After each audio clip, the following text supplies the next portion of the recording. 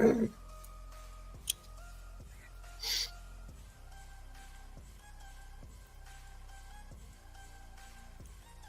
up, everybody? What's going on? Welcome back to the True Crime Cafe. Today, guys, we're looking into the Ladybird Lake updates that came out. You guys know I'm obsessed with that one, so we're going to be looking into that and catching up in the true crime world about some other things as well. Great to see you guys today. Hope you're all having a wonderful day. Let's get this show on the road. Here we go. Here we go.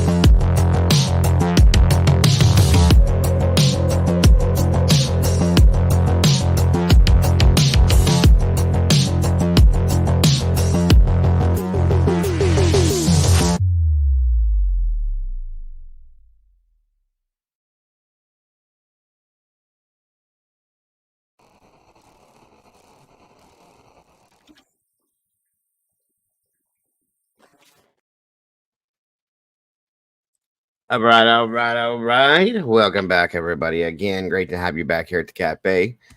It is great to see you all, and I hope you're all having a great day. Hope everybody had an amazing weekend. Welcome back. It's August 19th, 2024. Again, this month is almost over, guys. Fall is right around the corner. I'm excited for that, that's for sure. Come on in, grab a seat, get comfortable if you will, and let's do this thing. Please share this out to all your social media places if you can, and get everybody on in here to hang out with us as we do this, guys. I appreciate you all so very much. The likes are important because if it's not liked up to 100 likes, it will not be put in the algorithm, and then in turn people won't come and watch it, and that's not good for me. So if they don't come and watch it, then it doesn't run. Just one of them things. Come on down, guys, if you will. So the more you like it, well, you can only like it once per show, but the more people that like it, the more views it'll get. The more views it'll get, the better off I will be. And YouTube will be happy, and then I will be happy. And also, if you can, leave a comment after the show in the comment section. Please and thank you. That definitely is something that YouTube likes as well. So thank you. You can even hit dislike if you want. That's still, they still look at that. It doesn't bother me. It doesn't matter either way, but it's an interaction. They want to see interaction from the people. When people interact, then they think it's good.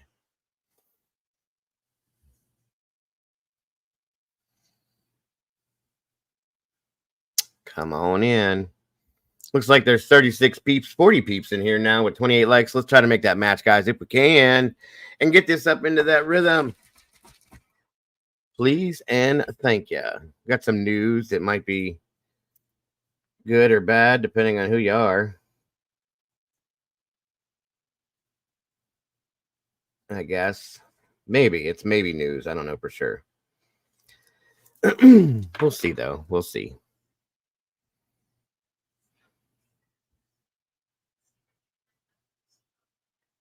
Come on in, everybody. Please and thank you. Hope everybody's having a great day today.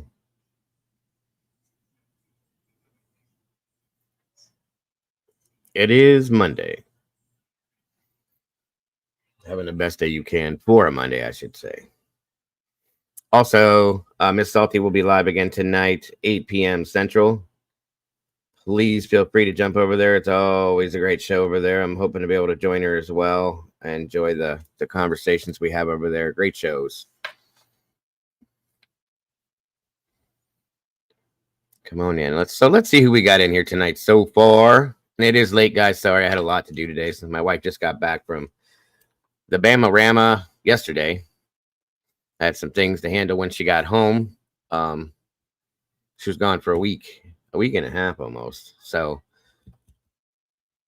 I had to spend some time with her and then do some things, and I had some stuff to handle today. But here I am now, and I know it's a little later in the afternoon than I'd like it to be, but here we are. Looks like Mr. Brian's in the house. Brian's Ramblings. Hello, my friend. Good to see you back. Mittens for Kittens. Welcome back to you. Stuck in the System. Good evening to you. It's wonderful to see you. My Doodlebug's in the house. Thank you so much, Doodle, for being here and putting that up there. I appreciate you very much. Miss Cynthia IGG Ancestry's in the house. Thank you for joining us. Thank you again, Doodle, for that. Moni in the middle. She's here. That's where she is, and I appreciate her very much. Lucia Williamson, good to see you. Good to have you here. Alex, welcome. Good to see you today. Thank you for joining us. Steven's Adventure, welcome back to you. Park Q, same to you. Miss Alicia J, wonderful to see you today. The Groot is in the house. What's up, Groot? Good to see you today. Welcome back, Miss Rowe. Good to see you. Always a pleasure. Brandy B, the OG's in the house, as well as Miss Andy Rose.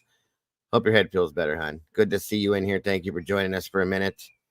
Leslie and Billy's in the house. Welcome, welcome. And good to see you. Murder Candy Podcast. Welcome back, Miss Avery. Good to see you as well.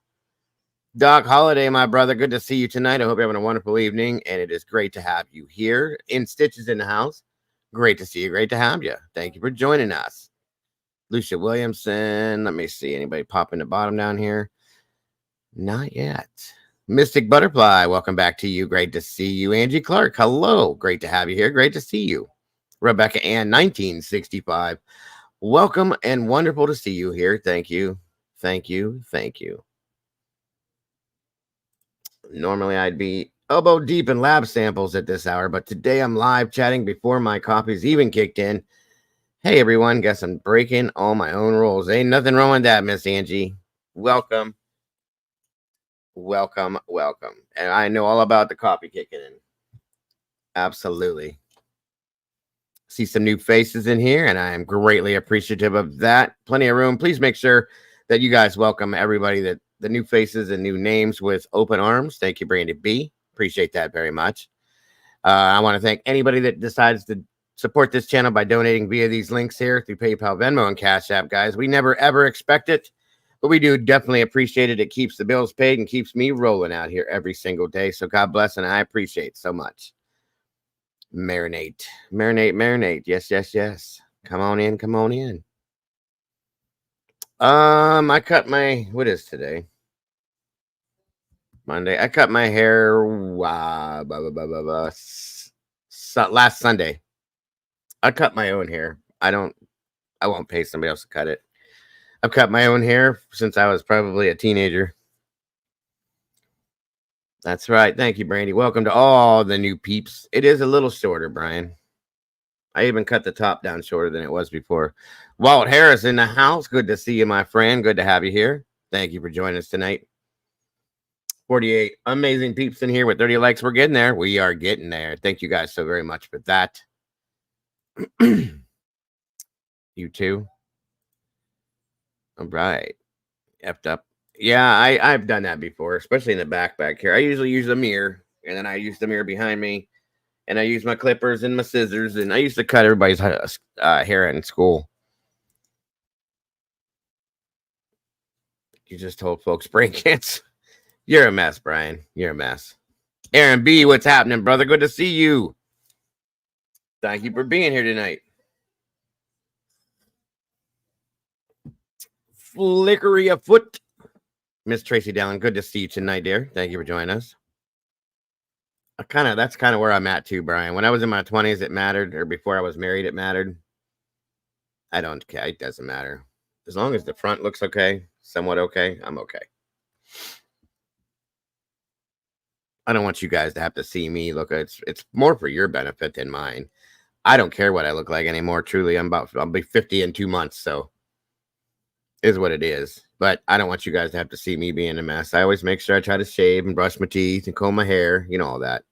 Oh yeah, me too, Brian. I was always in front of the mirror. That's how I got that. That's how I got termed that metrosexual guy that I was back in the day. Because I was always primping in the mirror and spraying my colognes and making sure I looked all good, all that stuff. Who cares now, right? Did you cut that big 7-footer's hair from? I did not. Only guys that went to Harding. Only guys that went to Harding. He was way younger than me, Walt. Way younger than me. I actually coached him in Little League. If you're talking about who I think you are.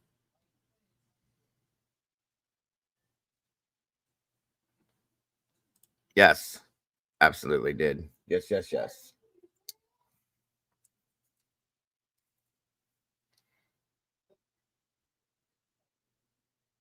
I could show you one of my weird ass pictures. Hold on a minute.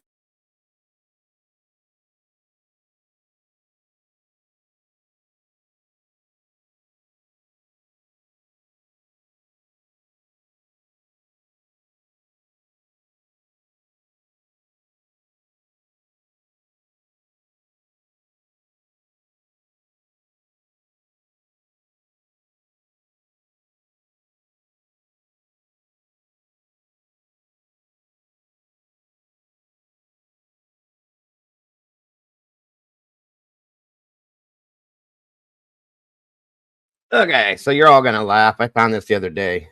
Ooh, yes, I did. I'm laughing when I look at it.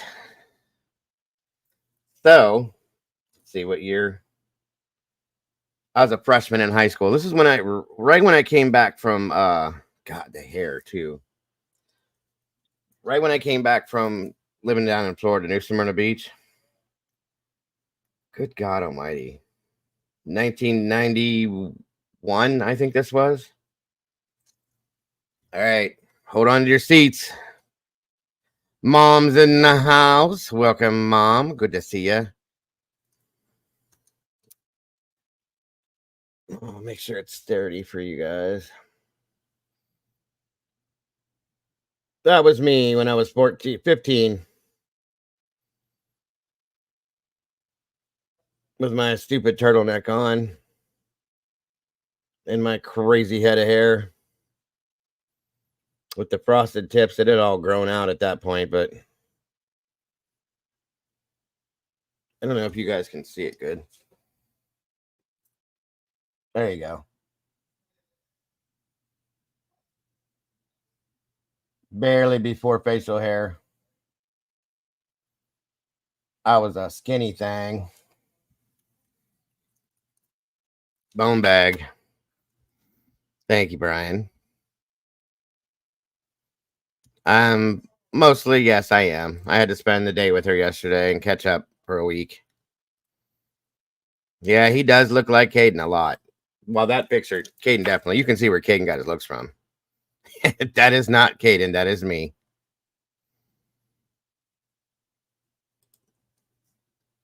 Yeah, I don't know about all that, Walt, but that was kind of the look I had going for a while. I ended up in a boy band, dance group, all that crap. Mr. Preppy Boy, I was. Thank you, Elizabeth. Good to see you. Sounds good, Brian. Sounds good. Come on in, everybody. Thank you very much, Miss Cynthia. God bless. That's sweet of you. I was born in 1974, Miss Angie.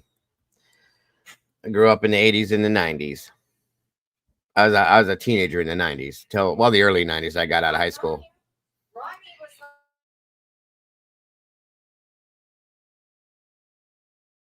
I do check my email, Brian. I haven't been in there in a minute because I've been catching up with the love of my life, and I saw what you sent me last week. I got some stuff.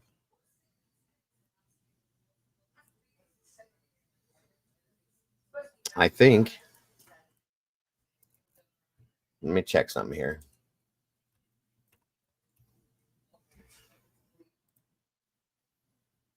Yes, I got the Bill Thompson stuff from the horse's mouth. I got stuff from you, bud. I read it. I looked at it. Thank you. I appreciate it. I was definitely a baby. I was 15 years old. And that was I only looked like that with the sweater and stuff because of picture day. You know how that goes. You got to look a certain type of way, but somebody else's birthday's today. Somebody's birthday is today. I know who somebody's. Today's the 19th. Andy's is coming up this week, but who else's birthday is it today?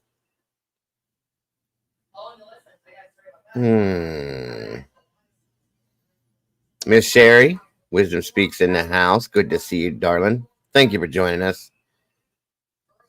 Do you have a hair razor with a 1-inch trimmer? Yes, I do. I have the clipper set with all the extensions on it. I guess so. I'd show you pics of me at that age, but you'd all get. Oh, stop it. I'm sure you were adorable. I'm sure. I saw a picture of you when you were younger, and you were adorable. So stop now. Tomboy's in the house. Welcome back, Tomboy. Good to see ya. 61 amazing peeps in here with 35 likes. Let's hit that up and make it a little bit closer if we can. Please. We can do that, Alex. I have no qualms with that whatsoever. I'm sure not everybody's going to want to do that, but anybody welcome. Anybody's welcome to. Yes, November 23rd of this year, which is 3 months away, I will be 50 years old. I can't believe it. It's hard to believe that I've lived 50 years, but I'm here. I can imagine you. I can actually see that, Andy. The emo thing, I can see you doing that. I can see you doing a hippie phase, which I kind of think that's where you're at now. That's just my opinion, but this is the dawning of the age of Aquarius. No, Miss Sherry's birthday's in Feb. Somebody's birthday is today. I can't figure out who, and it's in my true friends. Welcome. Thank you for joining us. Let me see here. Show.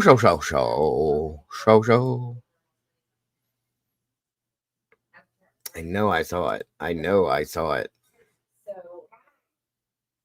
Uh-oh, somebody got a new notebook. Andy got a new notebook.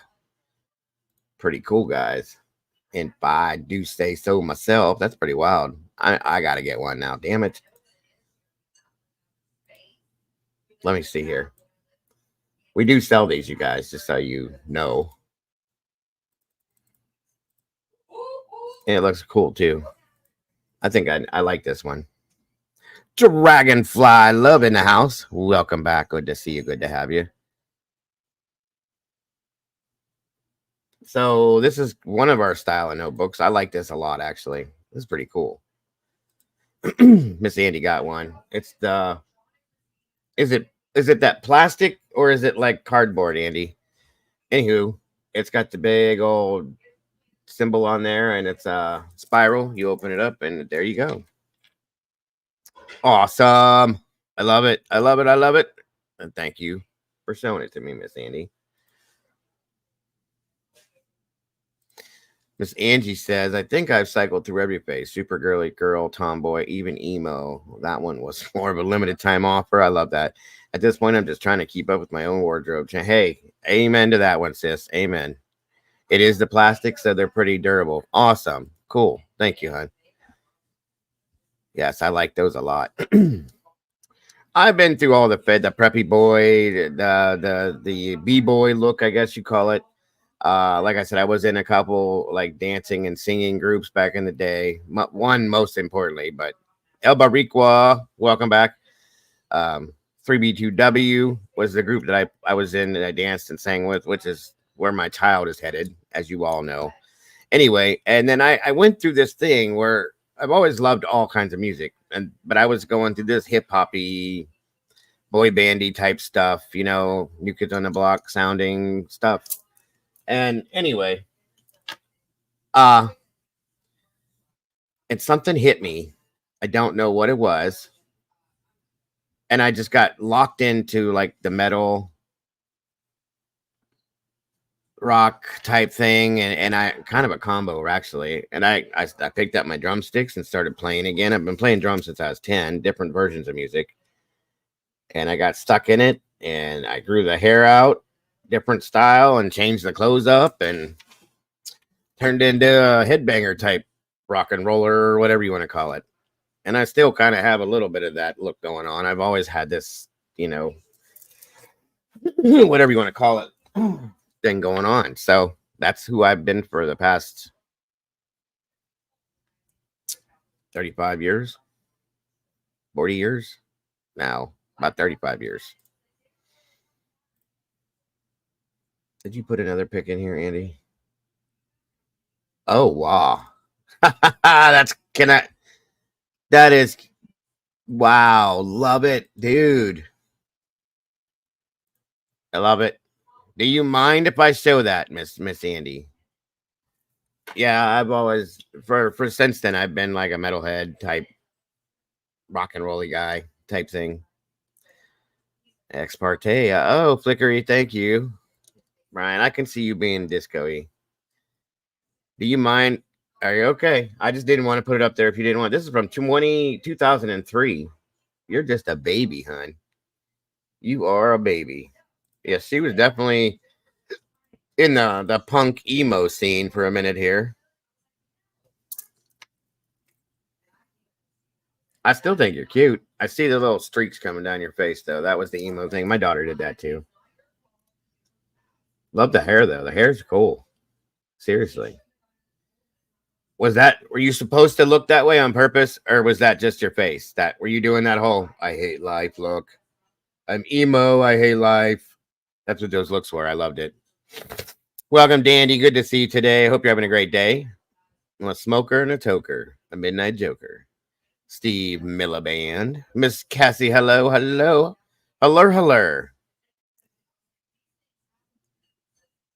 I love it. I like to see all the different phases of what everybody went through and all our different personalities and stuff. I do too. I think the hair's cool as hell. I love it, Andy. You hated life. I was teen angst and overdrive. That's what it all is about, right? All of it. I do think so. Let me see here. Just because it's always enjoyable. Shaboom. And the guys, don't forget again tonight, 8 p.m. Central. Salty Sleuth Investigates. We'll be live tonight. I will be over there with her again. I hope to see all of you guys over there for another great conversation, as Tony the Tiger would say. Great. Resting. Yeah, see, I've carried that face too, I guess. I don't know. The Resting B face. That's what I was. I was a local bander. Thought I was going to grow up to be a rock star, and guess what? Well, I'm a YouTuber instead. How about that? My son brought me back a t-shirt. Roll Tide, Bama shirt. They said they're everywhere down there, even in like the Dollar Generals and stuff. It's no big deal, I guess, down there to find them, but you can't find shit up here. So the hair is awesome. I think I'll take it down now, Andy. Sorry, just left it up there. Anyway, yes, I think it's adorable. I like your pants too. Are those what were those pants we used to wear, you guys? Were they called skids? They were like sleep pants, but they had the patch on the butt, on the pocket. I think they were called skids or something like that. I wore the hell out of those for a minute. So, like I said, guys, thank you for joining us. We're going to be covering a couple updates on the Ladybird Lake case. I'd love to play the drums on here, Flickery. I just don't have a kit anymore. I need to pick up a new one.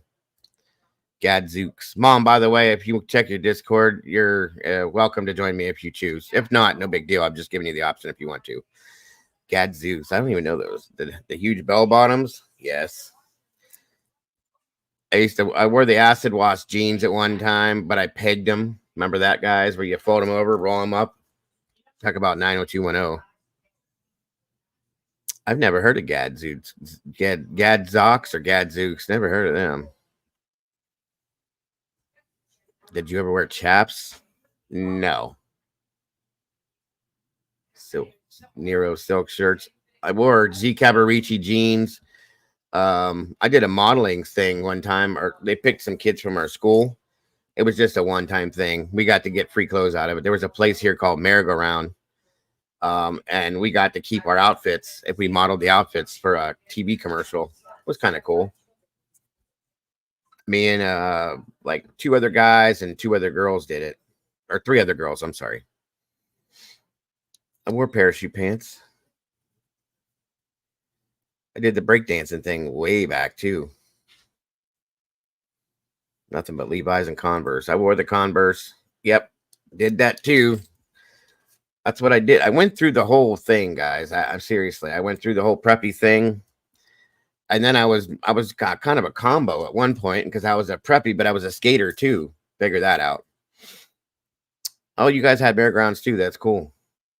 Yeah, they picked kids from our schools, and like 3 kids from each school, and they did these different things every so often, where the kids would model the clothes for them at the mall, and then you kept the clothes. That was how you got paid for it. So I got some Z Cabarici pants, a couple. Was it the hell was it IOU sweatshirt or some kind of a sweater, and then a sweatshirt, and then one of those t-shirt hoodies they were called. That was weird. I don't know. Yes, Aaron. Mom. Hello.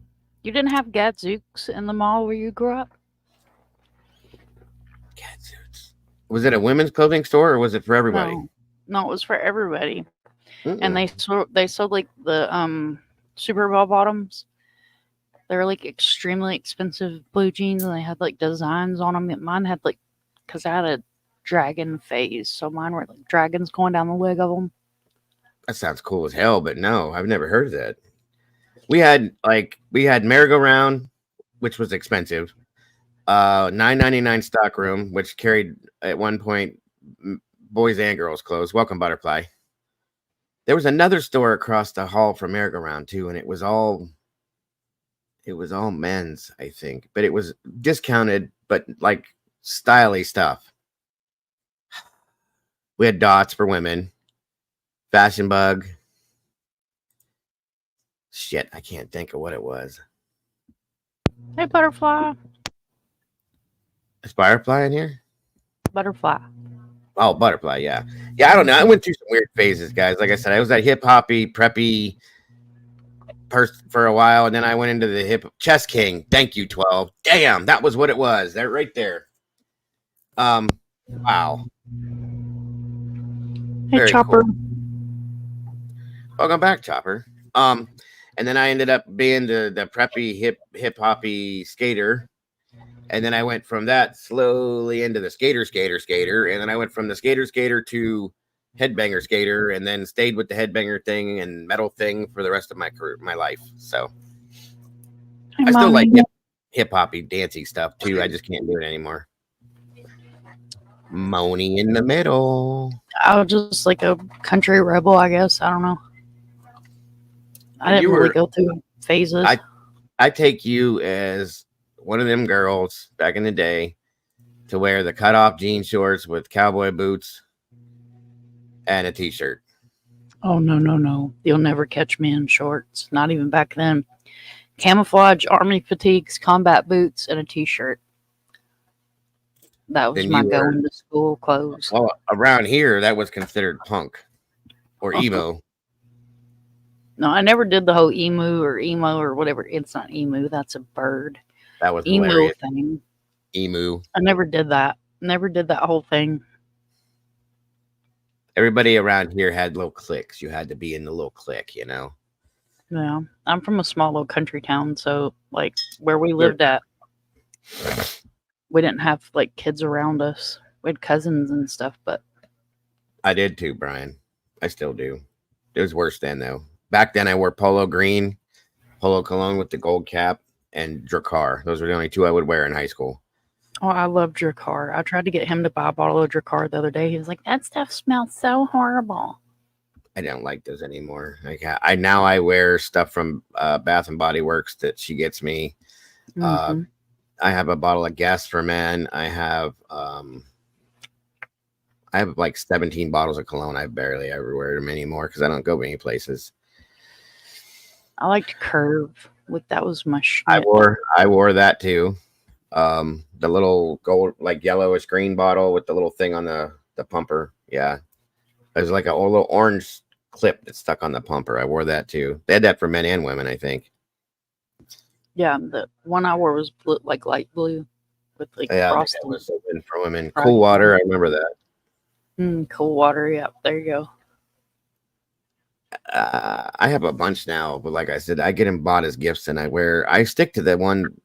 The one I wear now is all the time. It's from Bath and Body Works. They have men's stuff in there. Yeah. And it's like it's a combo smell of like outdoorsy stuff and something else. It smells good though. I like it. I like the body sprays now. I'm just, I guess, old and allergy, and I can't do like no heavy colognes or anything like that. Mm-hmm. I have the cologne I have though now. I can't even think of. You could probably name. I have Perry Ellis for men. I have that Guess. I have it's blue. Perry, or no, I already said that one. What the hell is the other one I have? What is that? Burberry, I think it's called. It's in a little Burberry. Acqua di Gio. I've had that. I have a Dolce & Gabbana blue as well. It's just a smaller bottle. Nautica, the original Nautica, I wore that when me and my wife first met. And I actually have a bottle of that upstairs too. I don't like the Nautica Sport or the other one. And I have another one. It's Kenneth something black. Kenneth. I can't remember. I got that for Christmas. I have a bunch of them. Now, I remember when I was really young, I used to steal my dad's stuff. Brute for men. Ooh. Or Brute by Fabergé. And then Stetson. And then something called McGregor. Oh my God, they're so horrible now. Horrible. My mother fixed him. He wears my parents are, yeah, they're foofy people now. She even got my dad wearing Hey Dudes and jeans that have stitching on the pockets. My dad, I was like, what the hell? Looked at some Hey Dudes. Have you seen that? They did not look comfortable for the price. Like, they really are comfortable though. I have a pair. Yes, I swear to God, hun, they're the most comfortable shoe I ever had. They're stupid comfortable, and you can get them online now, and they're a lot cheaper. And they have 3,500 different kinds. Yeah, we took Tater to get shoes because he wore boots the whole time we were there, and I was like, "Do you not have tennis shoes?" Oh, Mom, I just wear my boots. I was like, "Well, that's not gonna work." So I went and bought him a pair of tennis shoes, and I actually looked at a pair of Hey Dudes, and I don't know, I wasn't That's there it. for me, so I didn't try them on. But now I kind of wish I had. Yeah, that's it, Angie. Kenneth Cole Black, yes. And then I have that other one my wife got me because she smelled it on somebody else and wanted me to wear it. It was the one that Johnny Depp says it's his. Is it Savage or is it something else? Is it Savage or Savage? I don't know. I think that's the one, Savage, that Johnny Depp uh advertises. Those are the other ones I have. And I have a bunch of other littler ones too. Like I got a set that has a bunch of little ones in it. Hey dudes are amazingly comfortable, Mom. I'm telling you, if you get a chance, my dad loves them. My dad's got a bad back and he wears them. Oh wow, Versace. I have a Versace one too. Did you see this picture, Mom? which picture? Yes, I did. Cutie, Oh, cutie. okay. I didn't know if you'd seen that, if you were in here at that point. Yeah, Old Spice. I wore that for a while too because my dad had it. I used to steal his shit all the time. dude, we When I'd went run out, picking like right before we went home. We did a final antique pick, and I found two of the old Avon cars. You know, the glass cars that came with cologne in them. oh God, yes, Oh, yes. clearly I wasn't thinking. And I'm like, ooh, this one still has cologne in it. So what do? I open the lid and take a big old whiff of it. Oh God, all I could taste for the next 2 hours was cologne Yep. coffee. I was gonna say, did you pass out? That stuff was horrible back in the Oh, day. it was so bad. Mm, mm, mm, mm. My grandmother's last husband that she was married to before they got divorced and she passed away and all that. He collected those. His dresser in it, and they lived in a like a modular home type thing. He had a dresser covered with those little cars and little things, and they were all Mhm. Avon things. So they smelled like, oh my God. Yeah, they're horrible. But Yeah, apparently people still collect them for like the nostalgia of them. I guess. I guess. So I grabbed them. They were a couple bucks. They're worth like $60. I was like, that shit smells horrid. Mm-hmm. Hey dudes are shoes, by the way, 12. They're like a slip-on shoe. You don't have to tie them. The strings are all like tied off on the outside. You just slide them on. They're really damn comfortable though. They're like the old we used to call them burnout shoes back in the day, but the hush puppy type shoes. But they have different styles and colors, like hundreds of thousands. Mine are just I got a pair of plain old like white cream black type ones or something. I don't know. I got them about 5 years ago, 3 years, 4 years ago. Sorry. Thank you, Miss Cass. Hello, hello. Yes, they are definitely lounging around type comfortable decky dock shoe. They go with anything though. It's crazy. Anyway, my dad's wearing those. My dad used to be he was an old hippie. He looked like the lead singer from Kansas when him and my mom got together. Had hair down to his ass, cowboy boots, um, dirty ass, or not dirty, but all faded old blue jeans and t-shirts. That's my dad. And now um he's wearing designer jeans with stitching on the pocket. Hey dudes, he's got his beard lined up, which is hilarious. This man used to have just the poof, you know. What hair's got left? It's all white now, but he's all lined up and wears these expensive colognes now. I said, Mom, if my dad shows up at my house and this man has his ear pierced, that's it. I'm done. I'm done. That'll be the end of it because he never would like. He used to get all over me about that. Like, well, you do that, yeah, that's crazy. You're a man. You're a blah blah. You know, I've had my ears pierced since I was like a teenager. And then when I got them both done, he was over it. He was like, "What are you doing? Men don't do that." Blah blah blah. I said, "Dad, the things have changed. You know, women wear their tuber earrings." I said, "Look around." And then she's like, "Michael, he plays in a band, and you know all that kind of stuff." And it, whatever. But he's changed with the times. He was never into all this designer crap. Okay. And she's doing it. I said, "What are you doing to him? That's not who he is." And he's like, "Oh, it's fine. Don't worry about it, Joey. It's all good." He still calls me Joey. It's fine. Leave her alone. That's your mother. Make her happy. Everybody's happy. I know. Whatever, Dad. That's awesome. Don't do it though. It's crazy because she's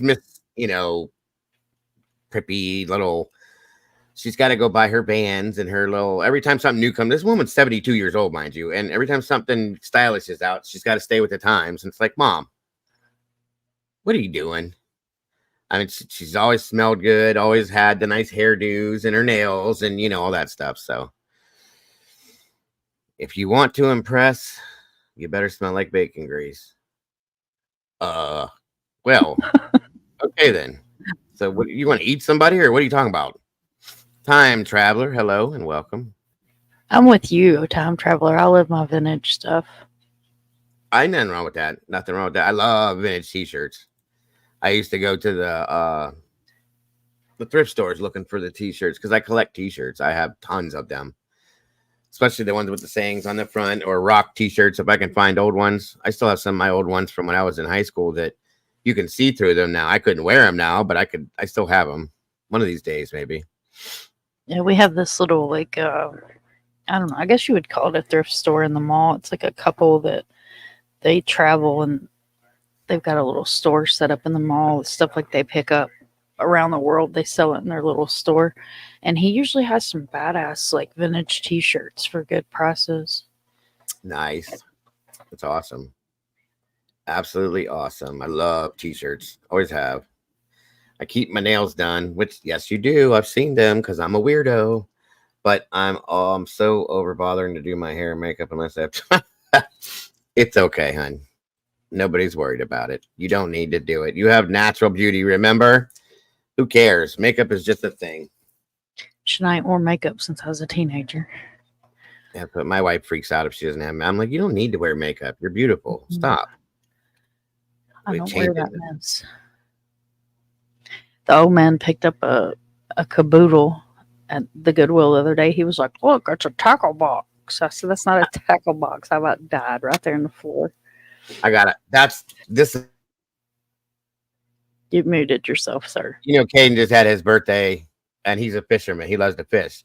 So one of my twins, their friend, they all come to the party for him, and everybody bought him fishing stuff, right? I like fishing too. Ouch. Damn it, Jim.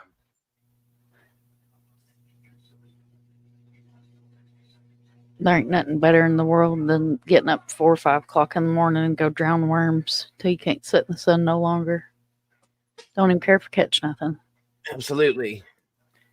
This was wrapped up for him, and it said it was a tackle box. And I said, first off, I said, second off, did you read it? It says caboodle on the corner of it. That's freaking great. So Caden was like, well, Mom, you got a new makeup box. I said, and I asked the kid, I said, were you high? Because he does smoke. When you bought this, I said, what fisherman do you know that has a mirror in their tackle box, bro? He was like, I don't know. I just thought maybe in case you needed to like get out. That's priceless. Anyway, it does have all them fancy compartments that flip open, so it does. It does. The pink thing didn't even bother him. It was the fact that it says caboodle on it. He knows what a caboodle is, and there's a mirror in it. I was like, well, maybe you can use the mirror to bait your hooks, and he's like, Dad, shut up. Whatever. You don't even have to sand it to paint it. Anyway, it didn't matter because after he unwrapped that from Will, my mother-in-law's boyfriend, who is a fisherman too, handed him a big box. It was about this big. It was a cardboard box wrapped. Inside of it was a supremely huge tackle box full of shit. So it didn't matter. That's awesome. Yeah, he got a whole bunch of good stuff. I like the cloth ones that you put the little like craft dividers in. He's got a couple of those too. Nice. Yeah. He got an ugly stick. He got 2 other poles. He got a bunch of bait. He got a whole bunch of hooks. He got like big fishing hooks, like these big things. I was like, I don't know where you guys think he's going to get something with those at, but okay. He got a little fishing seat, one of them little like, you know how we have those little outdoor like camping chairs. You just fold them up with their cloth. Yeah, like they're triangle shaped on the booty. Yeah. Well, somebody got him a seat, and it's just like the seat's only this wide. Okay, there's no sides or a back. It's just a little seat. Underneath it, though, has these pockets that fold out, and it holds like fishing gear. And it's just a little seat that you can sit on while you're fishing on the thing. It was pretty nifty. He got some Oh, nice that's stuff. cool. He's been going here and there. Did when he get a can. dock flipper or like a full size ugly stick? He got the real deal, big one.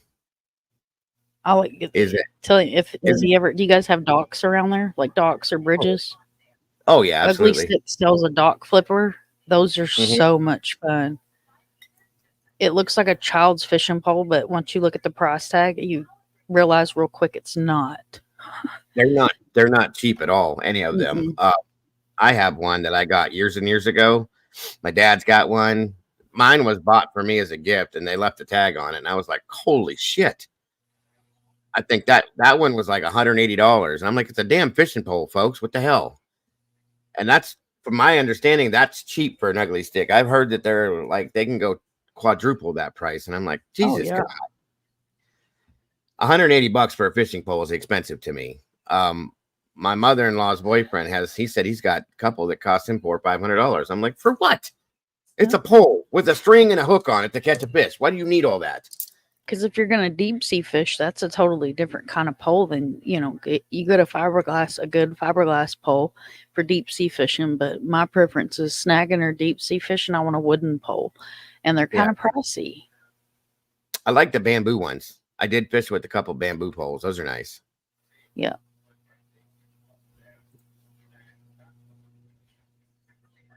Thank you, 12. Sorry, we're always talking about crazy stuff in here. We should get started though. Graphic cards. Oh, I know. I have one I got last January, Chopper. For this thing was like, I think I told you guys. This is a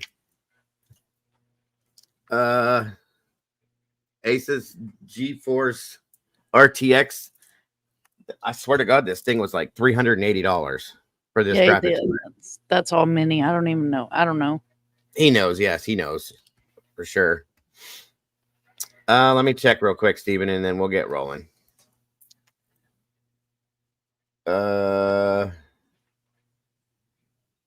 Yes, I saw Jack Russell from Great White died. That was horrific. Thank you, Doodle. I got your email. Both of them.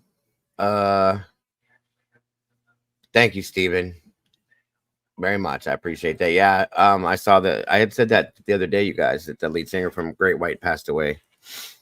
Very sad. We're all getting old. Yes. Very scary. So, like I told you guys, I had a couple updates I wanted to throw out there. You guys know I'm obsessed with the Ladybird Lake case down in Texas. I got a couple things that I wanted to update. Law and Crime did an excerpt on it, and then our friend 12 Gauge put something out too, and he's been talking about it as well. And that there's a video of a possible suspect, okay, about what's been going on there. So we have that and a couple other things. I will say one thing though, right out front here. We had where'd it go? Hold on a second here. I see your picture too, Tomboy. Tomboy just sent me a picture when she was little. Very cute. Oh, I wasn't supposed to say that. Shoot. Well, shoot. Anyway, I was going to put it up and then guess, but I'll still show it here in a minute. Sorry, Tomboy. I didn't read it. I could tell it was you right off the gate, though, just so you know. Hold on. Where did that go?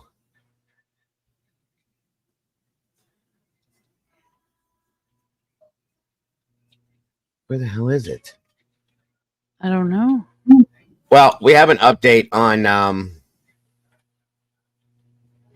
the one girl that was missing. Yeah, I saw Doodle posted. Yes, she's not missing anymore. Thank the Lord. Is there any details or just she's found, which is great, but just for my Angel Turner. Angel Turner said she was located safe, sound, everything's good to go. From my understanding, I didn't get any more info on it than that. So, 1 second, I'll show you guys real quick who I was talking about. Great. I'm glad when these things happen like this. I really am. There she is, Miss Angel. We talked about her a little bit for a couple days. She's home, safe and sound, and I am grateful. That right there, when it says located safe, that makes my whole day. Welcome, Debbie Clark. Hello, Debbie. So Miss Angel is safe. She's home. Welcome. Good golly, Miss Molly's in the house. Good to see you. Let me see. I don't know. I don't have any info as to what actually happened with it or with her situation either. So I don't know, you guys. She's just safe. So it could have been that she just decided she was unhappy in her situation and took off for a few days. I don't know. You know, these kids do that. She's 15, so who knows? All I care about is that she's home, she's good, and everything's good. And as far as I know, everything's good. So thank the Lord, Miss Angel is home. So I can mark that one up. Yes. Speaking of 12 gauge, our friend 12 gauge, there's a link to his channel, guys. If you have not yet done it, please go over there, check it out, subscribe. 12 gauge is a lot like me, very laid back, very welcoming, very friendly, very open community, and he likes to talk about a lot of the same cases that we do.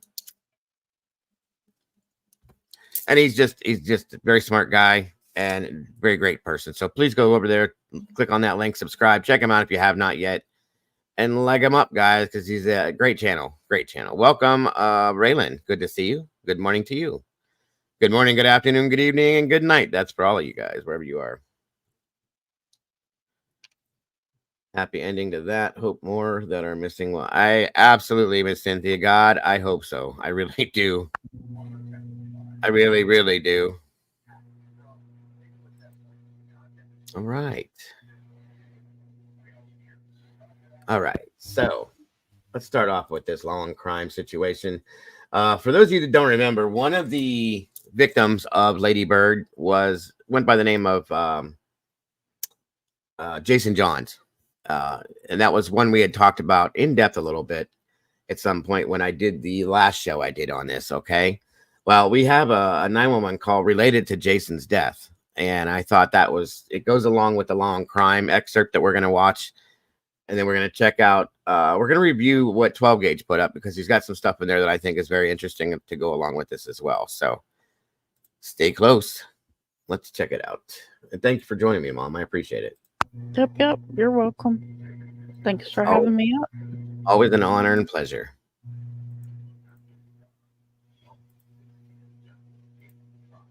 All right. Please make sure to hit that thumbs up, guys, that like button, so we can try to get this up in that algorithm. Anything to do with any of these cases is very important to get out to everybody. So please, if you will. You know, there was only one, Cynthia, there was only one female death that was in relation to that area. And I think that was completely separate from all these other ones. So were you going to say something? Teenager found last week, too. In Ladybird? Yep. How did I not know about that? Twitter. You gotta be on Twitter. You miss all the deets. I saw it on Twitter. If it hadn't been for that, I wouldn't have known it. Male or female? A male. Shit. Okay. I'll be pulling that too while we're sitting here. Damn it. Is it under the Ladybird Lake thing on Twitter? Or what's up, Mr. Joe Schmo? Good to see you, Dash sir. posted it. Dash. I messaged him too, yeah. I really need to talk to him. So I haven't really been on message nobody, but I did message him. You're good. Yeah, I really would love to talk to Mr. Dash. Big time. Well, let's check this out, and then as this is playing, I'm going to see if I can pull that real quick. Thank you for the heads up, Mom. Yep, he was a kid too. That's not good at all. Never saw him missing. Nothing. If it hadn't been for Dash, I wouldn't have known that he was found. There was no reports or anything, because I couldn't. Nope. That's usually how I get this stuff. Nope.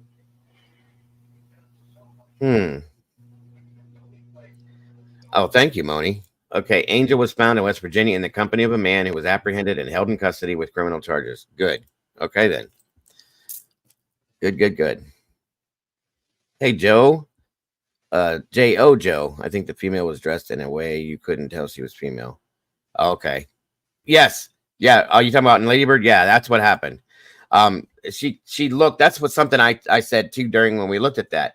She had on like a hat, and it looked like it could have been a young boy, like a teenage boy. And I had said that when we watched the case, but it turned out to be a woman. So it could have been that they thought something else. You know what I mean? Who knows? But just saying. I don't believe that I hope not either, Brian. If you're talking about Angel, I hope not. But who knows? It was probably consensual if that was the situation. It was, somebody she found online that swore to care about her, and those things happen all the time. It's horrible. All right, let's check this. If anybody has any questions, needs me to stop, back up, turn around, turn it up, do whatever, stand on my head, let me know, and I will do that. Thank you. And the mystery surrounding Lady Bird Lake with forensic death investigator Joseph Scott Morgan. Welcome to Sidebar, presented by Law and Crime. I'm Jesse Weber. So we have an update for you surrounding the mystery of Lady Bird Lake out in Texas, namely the multiple dead bodies that have been found on a mile-long stretch of the Colorado River between the Lamar Boulevard Bridge and Lady Bird Lake out in Austin, Texas. And it's about a half-hour's walk from the Rainy Street neighborhood. This is a trendy night spot, pubs, restaurants, food trucks. And that is why some in the community and online fear there may be a serial killer, and they call this person the Rainy Street Ripper. Now, we told you about this bizarre set of cases before here on Sidebar. You can check out a deeper dive that we did into all the victims on that prior episode. But Austin police continue to insist that there is not a serial killer that is loose. Rather, that most of these deaths are not the result of foul play. You see, police investigations have consistently found that most of these deaths are accidental, that they share a combination of alcohol and this easy access points to Lady Bird Lake. And one of those deaths concerns 30-year-old Jason John, who apparently stumbled off a hiking and biking trail in Austin, Texas, and fell into the water of the lake. Happened in the middle of the night on February 5th, 2023.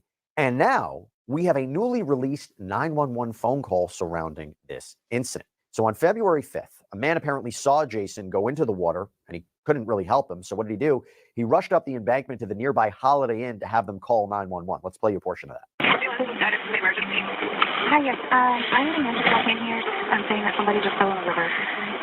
He's drenched. I guess he tried to save the person. And I'm in that old hotel, Holiday Inn Town Lake. Do you want to listen to the address? I think 20 North. I think it's 49. Okay, it's the Holiday Inn Town Lake. Yes, ma'am. Okay, where would the patient be located inside the Town Lake? Inside the Holiday Inn? Right in the lobby. Hey, we appreciate you following our coverage of this Lady Bird Lake saga. We want to continue to follow it any way we can. And as a way of saying thank you, let me talk to you real quick about this really cool sponsor of ours, Upside, that's offering our listeners and followers something really, really great. And they want city officials and law enforcement to do something about it. But again, authorities have tried to dispel that kind of theory. So on this cold night last year, first responders started heading toward the lake. The dispatcher was able to get some more information from this man, identified as Chris, who says what he saw happened. He says it's because there's somebody in the river right now. The guy that's in front of me was trying to save him. So the guy that needs to be saved, I have no clue. Okay, we talked to the guy that jumped in the river. Yeah, hold on a second. Thank you, Wisdom. That's awesome. Yes. Sorry, please. My name is Chris Williams. Okay, Chris, tell me exactly what happened. On the lake trail, on the north side of Town Lake, walking down the trail. There was a young man up there about 100 yards away in front of me, puking and stumbling around and puking. And so the breeze, he went around in circles. He went on the tree and said, "Hey, man, just stay there. Be calm. I'm coming. Nothing to worry about the school. I'm coming. Just be still and breathe." And then as he went towards the lake, in the darkness, I couldn't see exactly. The next thing I hear is I'm walking, trying to get close to him. I hear a splash in the water. And I look over and I see the splashing.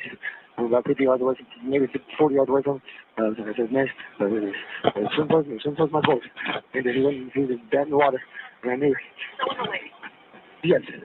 I finally got to him with a long stick because I didn't want to get dragged down. But I got 6 feet away from him. His head went down maybe 10 feet the most. His head went down. My stick was at least 5-6 feet long. I went right on top of where he was. And then as I got closer, I swept that stick around about 3 or 4 feet deep, thinking he was still about that level. I got right on top of where I believe he was. I swept around in a circle with the stick. And then finally, I tried to go as deep as I could. I was going expanding circles, and I couldn't kill him. I figured he'd only been down 30 seconds or so. He felt my stick, he would grab it. Yeah. Okay. Yes. I saw him. I stayed in the water for a minute trying to feel around and find him. I couldn't find him. But, yeah. What was he wearing? I could look like a light colored shirt and maybe some soldier jeans. You couldn't tell from the distance. It was dark down there. All I know is he was vomiting profusely and struggling to walk, stand up. Did he fall into the water, or did you see him jump into the water? Could you tell? I did not see him. I did not see him fall, but I was within 50 yards at tops. But it's wooded, so I did. To me, it looked like he was stumbling around trying to get his balance, and he was moving pretty quickly back and forth. Okay. If he came towards the bank, where it slopes down a little bit, and he was stumbling pretty fast, he may have landed 5 or 10 feet out into the water. Okay. By the time I got to the bank, he was a good 30 feet out. Okay. Okay, so a water rescue. So we hear, thank you very much, Brian. I don't know about marinating, but thank you, sir, for the super chat. If you heard what he said, that he was walking around, staggering around, he was throwing up, so on and so forth. That's interesting. I mean, it could have been alcohol poisoning, but I don't know. He requires multiple surgeries, but he is alive. What are you talking about, Miss Debbie? In Michigan, there was a 7-year-old boy last night shot in the head asleep in Detroit. Oh, my God. I'm so sorry to hear that. That's horrible. By the way, thank you, Sherry, for, I don't know if you heard me. Thank you for that. Welcome, JC. And Daniela Kiriako, welcome to you. So the guy that called 911 stated that he's standing there with him and the man's staggering around. He can't breathe. And he's throwing up. That sounds like a little bit more than alcohol poisoning to me. Sounds like he was drugged to me. And then they find him in the river. He fell into the river. Mm-hmm. Something's up, folks. I'm telling you, and why police won't look at this like this, I don't get it. I just Did you catch what the dispatch said? Did he fall in or did he jump in? Let's go ahead and build a narrative while I've got you on the 911 call. 100%. And if it's got almost like these people, when they get these calls, they're told this is what you got to do. You know what I'm saying? It's crazy to say that, but come on. Mm-hmm. Damn. I'm going to play that part back a little bit too, because I wanted you guys to hear. Hold on. He was dead in the water, and I knew. Yes. My name is Chris. Responders started heading toward the lake. The dispatcher was able to get some more information from this man, identified as Chris, who says what he saw happened. He does look like there's somebody in the river right now. The guy that's in front of me was trying to save him. So the guy that needs to be saved, I have no clue. Okay, we talked to the guy that jumped in the river. Yeah, hold on a second. So she just said, are you close to the guy that jumped in? Trying to save him so that the guy that needs to be saved. Hold on. I have no clue. Okay, we talked to the guy that jumped in the river. Yeah, hold on a second. So they're saying that he jumped in the river, but that's not what I heard from the initial call for 911. I mean, am I missing it? No, it's after that.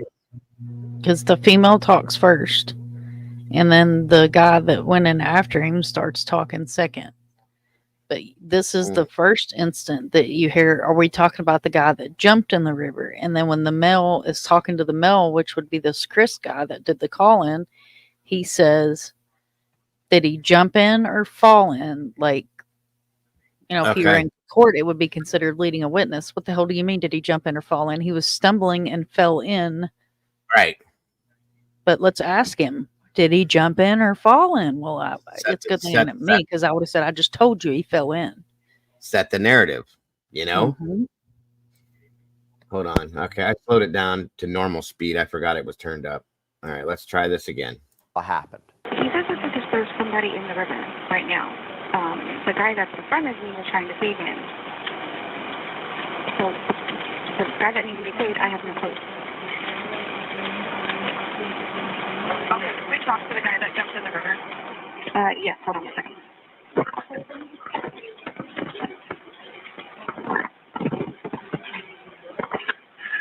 Yes. Sorry, please. Hello. My name is Chris Williams. Chris, tell me exactly what happened. On the lake trail on the north side of town lake, walking down the trail. There's a young man up there about 100 yards away in front of me, puking and stumbling around and puking. And over the breeze, he went around in a circle. He went under a tree and stood there and the man just stay there, be calm. I'm coming. Nothing to worry about. It's cool. I'm coming. Just be still and breathe. And then he went towards the lake in the darkness. I couldn't see exactly. And the next thing I hear is I'm walking, trying to get close to him. I hear a splash in the water, and I look over and I see the splashing. I'm about 50 yards away, maybe 40 yards away from him. I said, man, swim towards my boat. And then he was dead in the water, and I knew. Still in the lake? Yes. I finally got to him with a long stick because I didn't want to get dragged down. But I got 6 feet away from him. His head went down from maybe 10 feet the most. When his head went down, my stick was at least 5, 6 feet long. I went right over the top of where he was.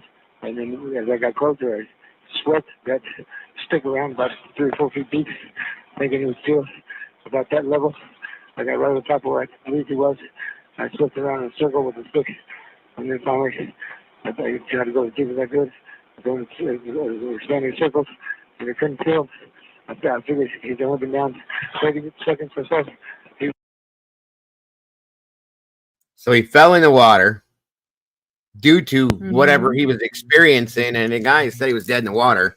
And his face went down under like I don't know if he died as he went in or before he went into the water, or he died and then fell in the water. You know what I mean?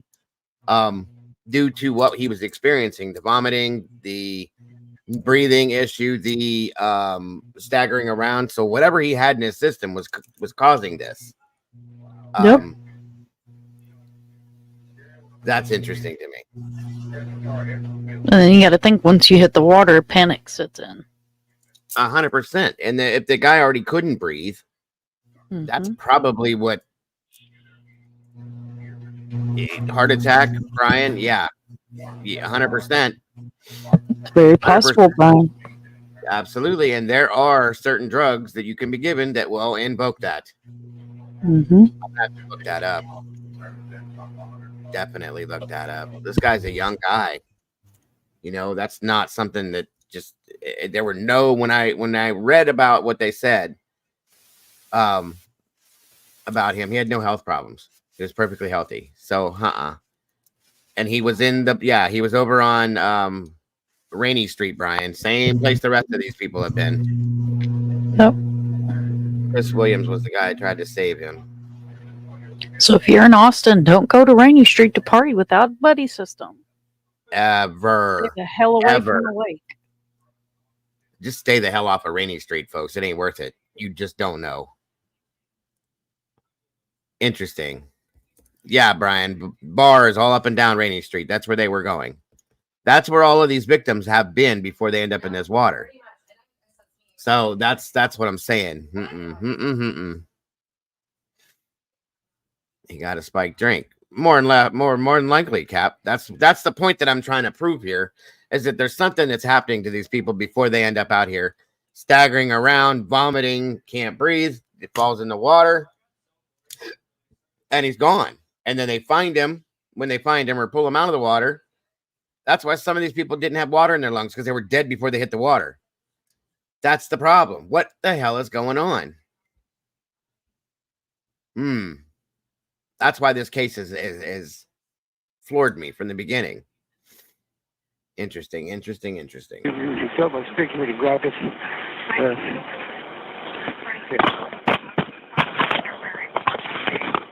Okay. Yes. I swam. I stayed in the water for about a minute trying to feel around and find him. I couldn't find him. What was he wearing? I could look like a light colored shirt and maybe some shorts or jeans. I couldn't tell from the distance. It was dark down there. All I know is he was vomiting profusely and struggling to walk, stand up. Did he fall into the water, or did you see him jump into the water? Could you tell? I did not see him I did not see him fall, but I was within 50 yards at tops. But it's wooded, so I could. To me, it looked like he was stumbling around trying to keep his balance, and he was moving pretty quickly back and forth. Okay. He was heading towards the bank where it slopes down a little bit, and he was stumbling pretty fast. He may have landed 5 or 10 feet out into the water. Okay. By the time I got to the bank, he was a good 30 feet out. Okay. Okay. So a water rescue team, they start searching that night, but they didn't find. They did it again. They did it again. Did he fall into the water, or did you see him jump in the water? That's what I said. The female 911 officer built the narrative first, and then whether this is EMS or whoever this is that chimes in the male voice, once again, there's the attempt to build the narrative. Sorry, I was adjusting to my chair. Yep. That's absolutely correct. Interesting. Find anything. Jason was reported missing later that morning, and his body was officially found in Lady Bird Lake several days later. An autopsy was conducted, and the medical examiner concluded that Jason drowned and the manner of death was ruled accidental. In fact, according to an Austin news outlet, KXAN, Jason had no significant internal injuries or external injuries, no fractures, no trauma. A toxicology report showed he did have alcohol in his system, no illegal drugs, and Jason's body was found about a week after his death in Lady Bird Lake. And again, this is near Rainy. See, here's where the issue is. There's no drugs showing up in the system, and there's alcohol, but they don't say how much. I'm telling you, this is not from alcohol. They're not going to give you the stumbling, the I can't breathe, the vomiting could, but not like this, not profusely like this. Nope. Not to the point where you fall into water. I don't give a damn if it's dark or not. Poison. It's poison. There's poison in your system that your body's trying to reject. And that's why the profuse vomiting comes up. And then to take your breath away, it affected your heart at some point, I'm guessing. Okay. Or your respiratory system. There's all kinds of stuff that you can put in somebody's drink that, especially if they take their sweet ass time and a week, 2 weeks, a month later, they pull the body out. Sure. I mean, you have to look at different things. You have to look at, is the ME credible? Is the ME, doing the things that they should do in the toxicology report? Are the eyeballs being checked? Sorry to be graphic, y'all, but these are the questions that go through my mind. You know what I mean? Was the correct parts checked that hold chemicals in them? Were there traces of a chemical that is? Did they test the liver, the kidneys? Yeah, right. X. Yep. Yeah, and there's drugs that are that are possible that you can't trace sometimes, and people know this. Okay, there's things that you can give somebody that are not traceable. There are things that the human body produces that you can get and give it to somebody, and as long as it's given in minute levels, and I'm not trying to give anybody an MO here, but you can use things that are in the human body, and you have to think over that time period. You're in the water, and this is not like crystal clear spring water. This is like pretty much a giant retention pond. Right. And that's right here. What Cap just said is very true. Some of these poisons only show up in spinal fluid. They don't do spinal tests. Okay. They don't do spinal taps typically on people like this. That's something that is very specific. It's not something that they actually will do on a regular basis unless it's required, asked for. I mean, I'm sure they probably might do it in like an autopsy or something like that, but unless they're looking for something, I don't know. I don't know. And it would depend on if the ME's been told, do the minimum, don't dig. And then, if you look at a family's looking at between $5,000 and $10,000 for a private autopsy. And you have to think that's after the state ME or the city ME or whatever, whoever, has the first autopsy, what's left from what they've done, how much damage did they do in their autopsy. Yeah, 100%. Yes. Yes, ma'am. And yeah, Brian, the motive as far as hummingbird, yes, there's been multiple in this area. And they're all mostly male. Almost everyone but one, I believe, has been male off the Rainy Street area.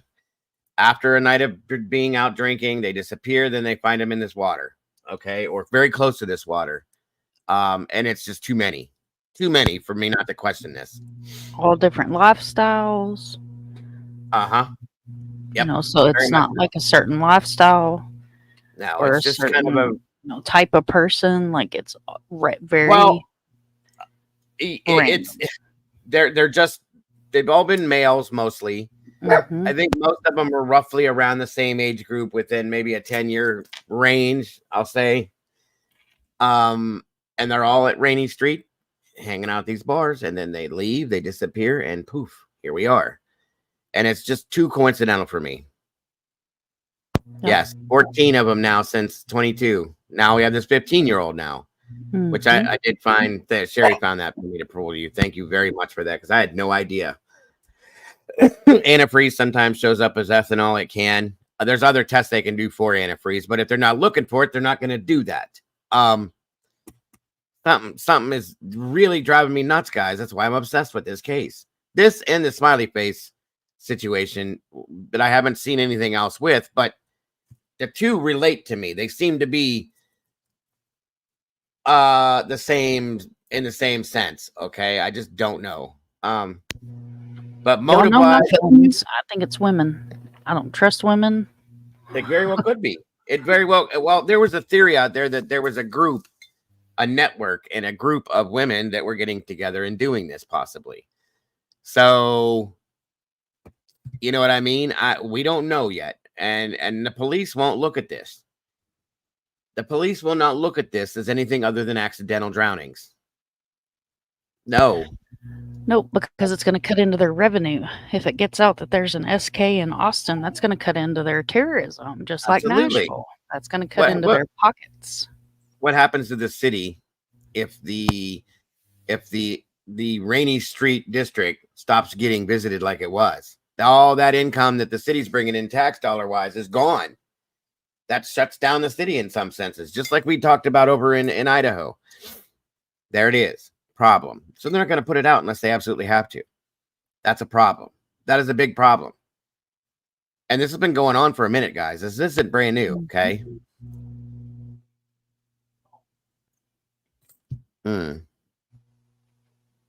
Riley just came back 15. Yeah, I see that. I saw that. There's still something wrong with Riley's case as far as I'm concerned, but you know how that goes. Set well with me. It probably will never set well with me. No, it's not going, and I don't think it's sitting well with the family either, and I don't blame them. So let's finish this up here. Street. So with that, I want to bring in friend of the show, forensic death investigator from Jacksonville State University and host of the Body Bags podcast, Joseph Scott Morgan. My friend, good to see you. Thanks so much for coming on. Always a pleasure. Good to see you too, Jesse. Yeah. What did you make of the 911 phone call? It's not uncommon to hear this type of kind of disordered information coming in. Isn't it interesting? This is kind of a throwback. This fellow had to go to a local hotel to make this call on a landline. He didn't have a cell, and so back years ago when I first started working, this was very common that you would get these kind of calls like this, whereas somebody that was at the scene with a cell would call it in perhaps. It's nighttime. You're talking about an area that is, in some areas, it is well lit. I've been along the banks of Ladybird Lake, which, by the way, is actually an impoundment of the Colorado River.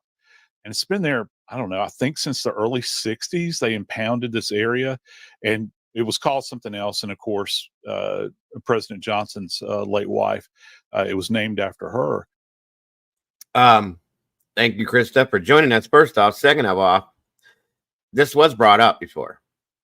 It was brought up that it's believed that there could be a law enforcement person involved in this. It makes sense to me.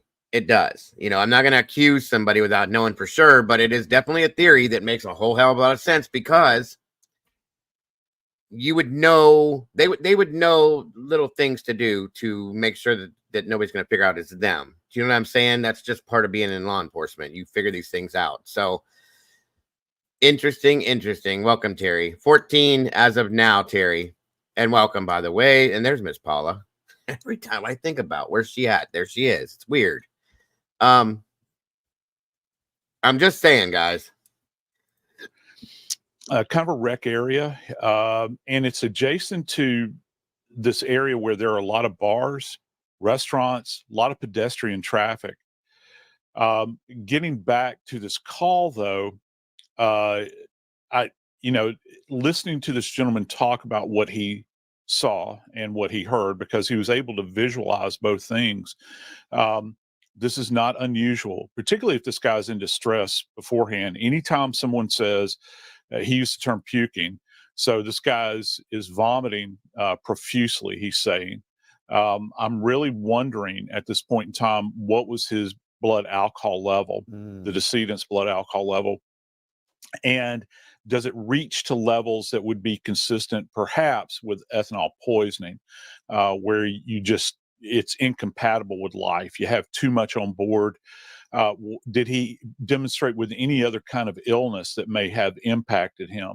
One of the problems you have with these deaths at Ladybird Lake, when we're looking at serialized events, Jesse, it's very important to bracket times and to try to understand, because this snapshot where they're saying that from 2022 to the present is evidence, and I'm not talking about the police, I'm talking about the public and the press, that this could in fact be a serial killer. Well, how many other deaths had occurred going back years and years, or are they similar to this? Now, it stands to reason you would have homicides in this area along the way, but to this point, I think that only 2 of these cases have been ruled homicides. Hey, so I'm going to take a guess and say that a lot of you who are watching Sidebar might be business owners, maybe even thinking of starting a little bit of a side hustle. Well, that's why I want to talk to you about our amazing sponsor, Odoo. So Odoo is a free all-in-one business management. That description is true. And based on the autopsy, this does appear to be an accidental drowning, right? Yeah, it does. And you've got somebody perhaps that's in such an inebriated state, Jesse. He's unsteady.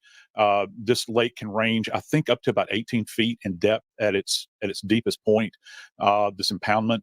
And so if he is already disoriented, he's already compromised in his ability with movement. I mean, let me ask a question here, because I've been there. I've had that too much to drink to where I'm profusely vomiting, but it stops. Once you get it out of your system, it stops. Okay. And then you lay down or you pass out or whatever.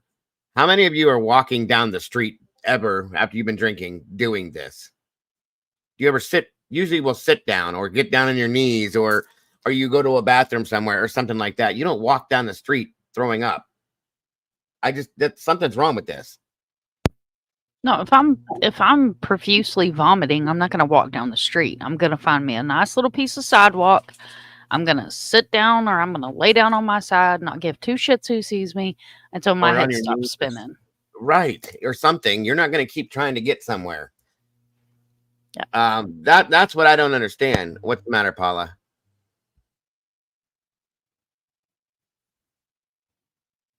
This Great White Band. Yeah, there was a fire with that band, Brian. A friend of mine, actually, who was the bass player, played for them, passed away in the fire. He was from Brookfield, Ohio, here. He could have known something was wrong, was trying to find help. That's what I'm saying. Thank you, Elisa, that he was trying to get to somebody or something to help him, knowing something was not right, and didn't make it, and couldn't, like, if he was throwing up like that, he couldn't, like, voice what the problem was. He couldn't get anything together enough to do it. And we're gonna, motive wise, we can say robbery, but I don't think these people have been robbed, which is why I'm looking at the SK side of things. Serial killer. They're doing it just to do it, if that's what's happening, and it's weird to me. You're gonna sit down until you feel better, unless you're trying to get away from someone, and that's true too. So there's a couple options. He was trying to get away from a situation. He was trying to get to somebody that could help him, or something was wrong. Something else is in there. Vomiting is common with, oops, sorry, Brian. Vomiting is more common with antifreeze poisoning than drugs, fentanyl. Right. They would have found fentanyl in the system, period. There's other types of drugs that you can spike somebody's drink with, though, and I'm going to look these up to see what I can find that will cause these things. That's the thing that I'm having issues with, is trying to figure out exactly which one. I do know some of these off the back of my mind from my experiences and what I worked in, but others, you know, to be profusely vomiting, staggering around, you can't catch your breath. If you can't breathe, there's something else going on in there too. So that's what I'm saying. Hey Crimson, good to see you. In my seems you're right, in my opinion. I mean, it's something along those lines. I've never been puking drunk and can't. No, that's what usually you can't. Okay, so the guy was trying to either get to something, get away from something. In my opinion, I'm just saying, this is very strange. Anybody that's ever had alcohol and has been touched by that in any way, you know that you're already off balance. You can't make good judgments. You do it in very slow motion. It's not beyond the realm of possibility. Plus, it was cold. He's wearing clothes. It's going to weight his body down. It's going to drag him down at that point in time, and he can't fight it. And if there's any drawdown on the lake where there's a current passing through there, that's also a problem. They didn't recover his body for a week, Jesse. But is that unusual that they didn't recover it immediately? No, it's not, because I think the question you would ask as a death investigator, I used the term drawdown just a moment ago. Is there being a release on the lake where they're allowing more water to flow through? Because this is part of the Colorado River. You have to keep that in mind. And as they're drawing water, it can actually capture a body, drag it down, and then, not to be too grotesque, but you know, after a body's been down, even in February, after a week, body begins to bloat. It then surfaces at that point in time. So that's not beyond the realm of possibility. Let's answer now the $1 million question, right? Yeah. When we look at these deaths to see whether or not there was foul play, they might rule it as an accident, but is there something more? Looking at the autopsy again, where they said there's no significant internal injuries or external injuries, no fractures, no trauma. Could someone have murdered Jason and that still be the autopsy findings? Yeah, is it within the realm of possibility? I think that, yeah, it should be. Using a modality like water to commit a homicide is highly unusual, unless you're talking about, like, say, for instance, somebody that is infirmed, that's in a bathtub, they're held under, or maybe a small child. It has happened in large bodies of water, but again, you have to have an individual that is physiologically compromised at that point in time. So yeah, I'd say that it was within the realm of possibility, but the witness didn't sound like he heard an adjacent person that was there. It didn't sound as though that he heard someone giving him commands or that there was an argument going on. So that would be real low on my list of suspicion, I think, at this point in time. And just to clear up, because I thought this too, I was like, okay, who's the gentleman that made the call? Right. I would say if he was somehow responsible, and there's no evidence whatsoever he's in any way responsible for this, why would he report it? Right. So I just want to make that clear as well. Yeah, it becomes the stuff of Hollywood, you know, when you begin to think about the killer, you know, the killer that perpetrates it. Say it's a serialized event and they want to call in, you know, the case to get the attention. Well, first off, there's no established pattern here that this is a serial homicide event that's going on. So you can kind of check that box off. I think the guy was probably just a good Samaritan. Maybe the police will develop something else that might point in another direction. But at this time, this guy just seems like he was doing a civic duty. And he was trying to seemingly save this guy's life and did the right thing. So anybody who has that kind of idea, just want to kind of dispel it right now. Yeah. But here's the thing. As I mentioned, this Ladybird Lake, especially near the area of Rainy Street, it is getting quite the reputation, because just weeks after Jason's death, 33-year-old Jonathan Honey's body was pulled from the lake. And again, the medical examiner ruled that the death was an accidental drowning. Jonathan was from DC. He was in town for a bachelor party. And then we have this latest death that happened in July of this year. That man has not been publicly identified. But again, no foul play has been suspected there either. Austin police even did a news conference where they tried to dispel rumors that the deaths are somehow connected. Well, I spoke to homicide detectives, and there's no serial killer at this time. At least we don't believe there is one. So, Joseph, I mean, this could be dangerous in the sense of misinformation going out there, causing people to worry about what's happening. It's not the first time that we've seen, is there a suspected serial killer? But I understand why people have that perception because of the amount of deaths. But the fact that law enforcement stepping in to try to calm that, you could say, A, do they really have more information and don't want to worry the public? Or B, they're saying, no, this is nothing. This is not, there's no foul play in most of these cases. This is more accidental. What do you take away from that? Yeah, it's kind of, we're in summertime right now. So it's kind of analogous to the line from Jaws where the mayor says, you say barracuda and people say, what? You say shark, and you have a panic on your hands. And that's what they're trying to quell right now. There's nothing to indicate at this point in time that there is a serial killer operating in this area. And yeah, I mean, the police they're on point here because they're having to work these cases along with the ME's office. If the ME, I would think at least that if the ME saw some kind of foul play that would give an indication that you've got somebody that is applying pressure to somebody's neck to asphyxiate them, or they're execution style killings, or something else where you have a specific modality. Remember, you have to keep that in mind with serialized killers, because welcome, Holly. 14. Sorry, guys, if there's an echo. 14 people at this point. Generally, they stick to the same methodology. Drowning is very difficult to use as a means to commit a homicide. You have to think about that, and think about how much alcohol does somebody have on board at the time of their death. Were there any illicit drugs involved in any of these cases? Because I can tell you, water and those two other elements do not mix well together, and you're warned about them all the time. And this place, this lane, this area in here is immediately adjacent to this heavily trafficked area where there are a lot of bars and restaurants. But to be clear, this is strange, right? It's strange what's happening, because there is at least one person, and I want to play this for you, Joseph. There's at least one person who may have survived some sort of attack. The exact details are still a mystery, but my colleague.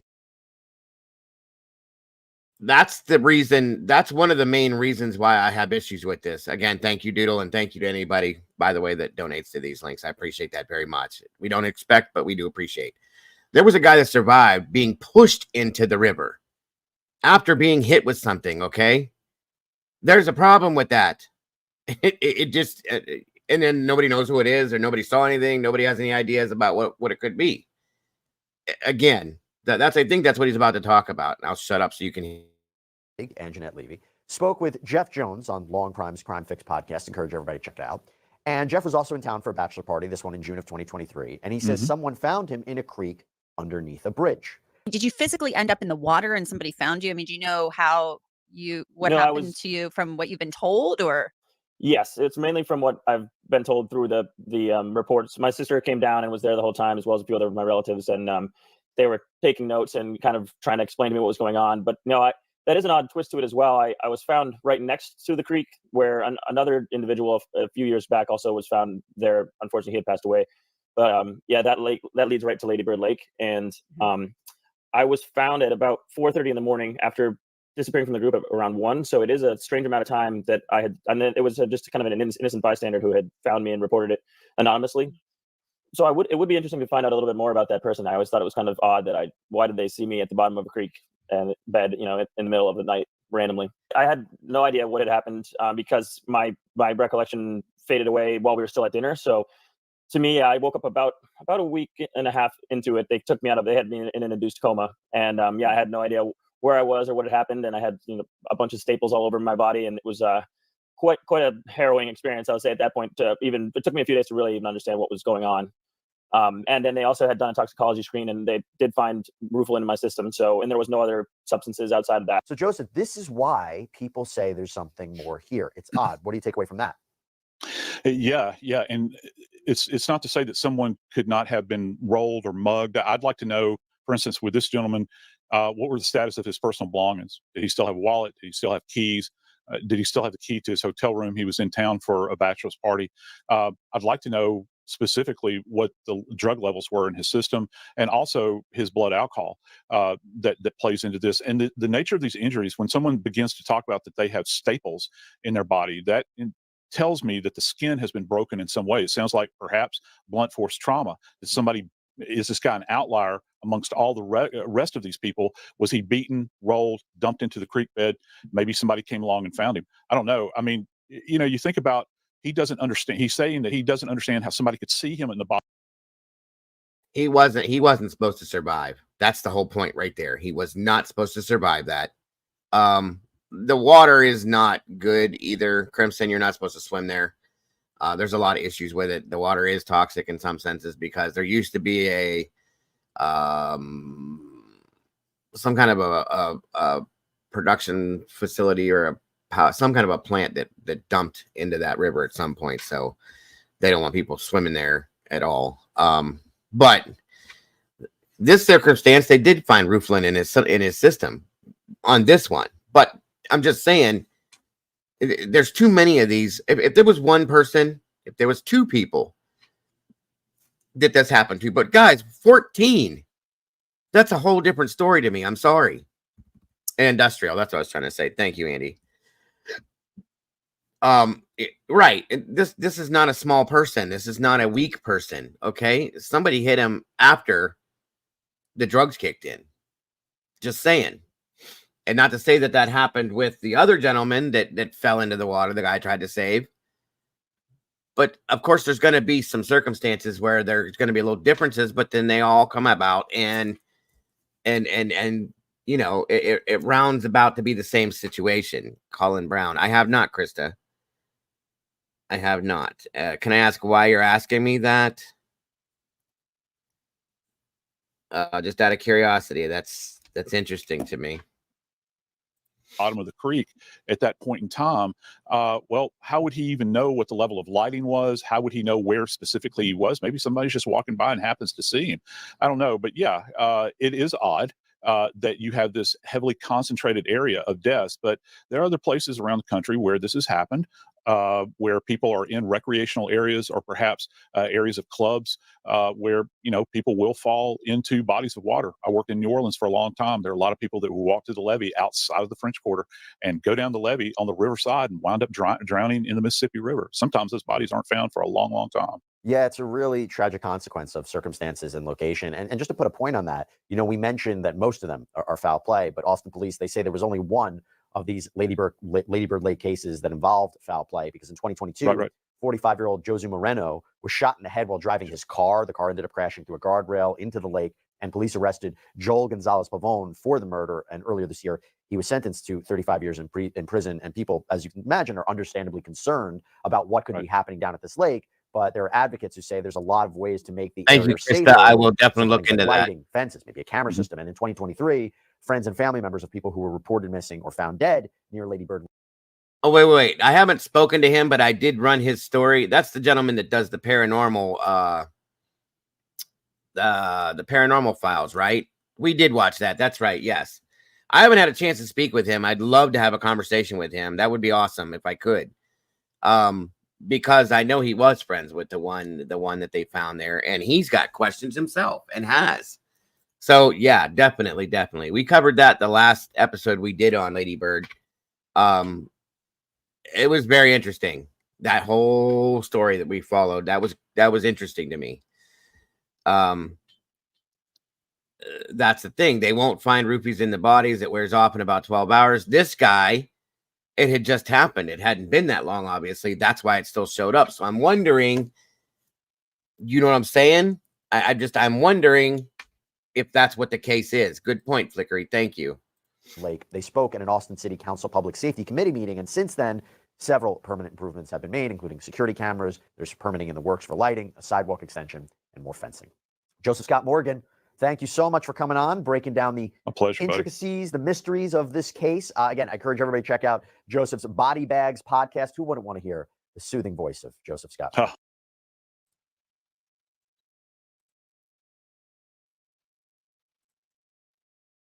All right. So again, that I don't know, Brian. I don't know about that at all.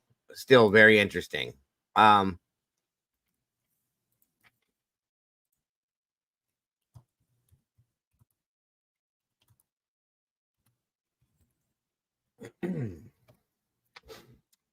was I gonna say now? Where'd it go? Okay, here we go. All right. Thank you, Doodle. Yes. Thank you guys all so very much for joining us today. I appreciate you very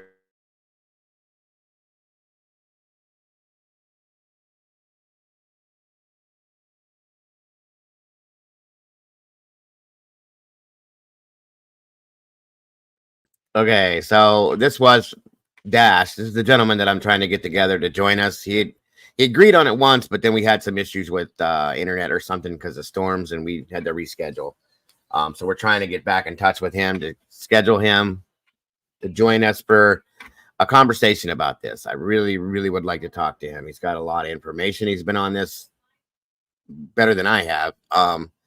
Welcome, Norma. Good to see you. I really like to have a conversation. So I guess I don't.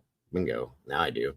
Thought I did already. But anyway, it's saying I'm working to confirm. Go ahead, Mom. I was going to say it happens to the best of us. Do you know how many times people comment on stuff and I'm like, oh, I thought I was following you. I thought I was a long time ago, but I guess not. Thank you, Hummingbird. I appreciate you being here too. I think if you've been rupeed, go to the hospital quick. It wears off fast. Yeah. Well, I mean, if you know, a lot of times these people don't know, and then it's when they do realize it's already taken effect and they're in trouble. You know what I mean? But yeah, if you think you've been rupeed, please go. Like now. Don't even hesitate because you never know.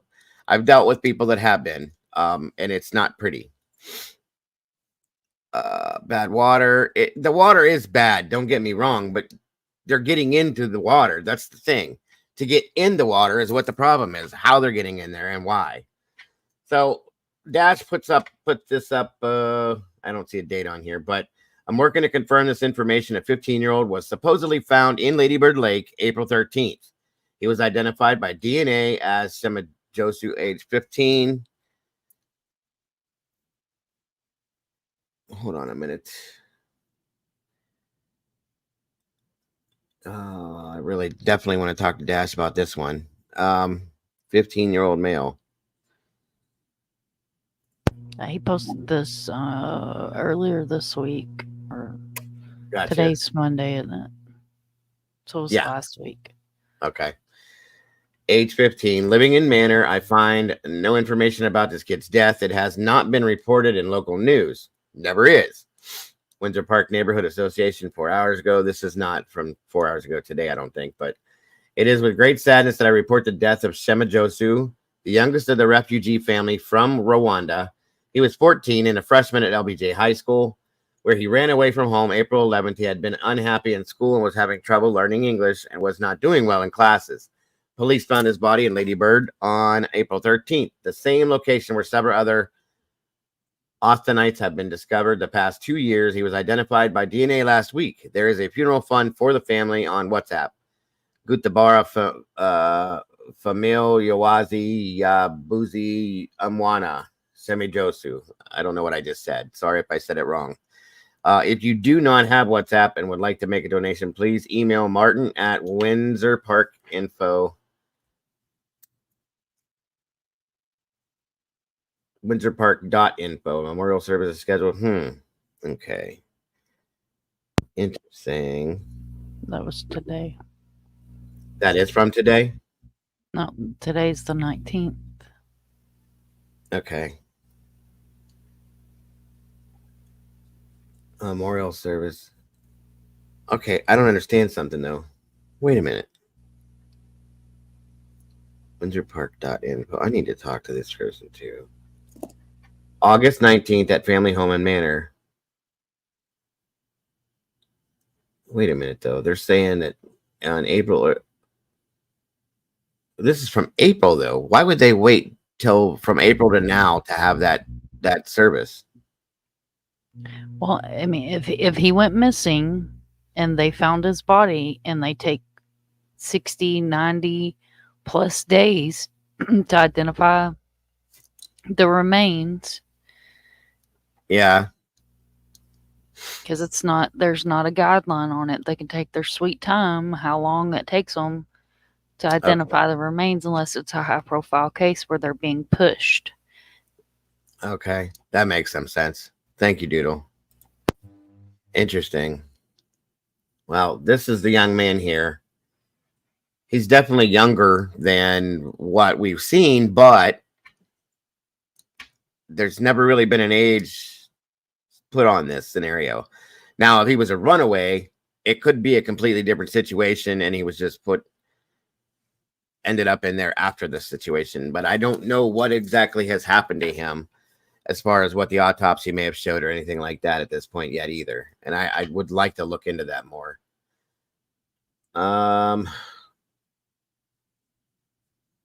Pretty sure it's a false claim. Uses the name Josu, as in Josu Morena, a LBL death in 2022. Sounds like the gifting request is a scam.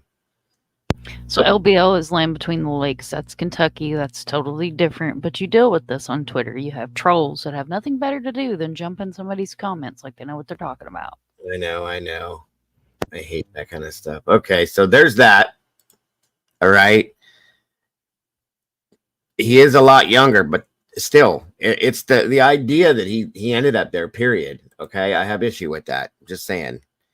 That's what I'm saying is I'm not looking at ages. I'm not looking at sex. I'm not looking at lifestyle preferences. I'm looking at people popping up in Ladybird Lake and it just being Period. Thank you. Another Tuesday in Austin. 100%. So 12 Gauge did this 3 days ago, and somebody else did too. Well, thank you so very much, Miss Leslie. God bless. I appreciate you so much.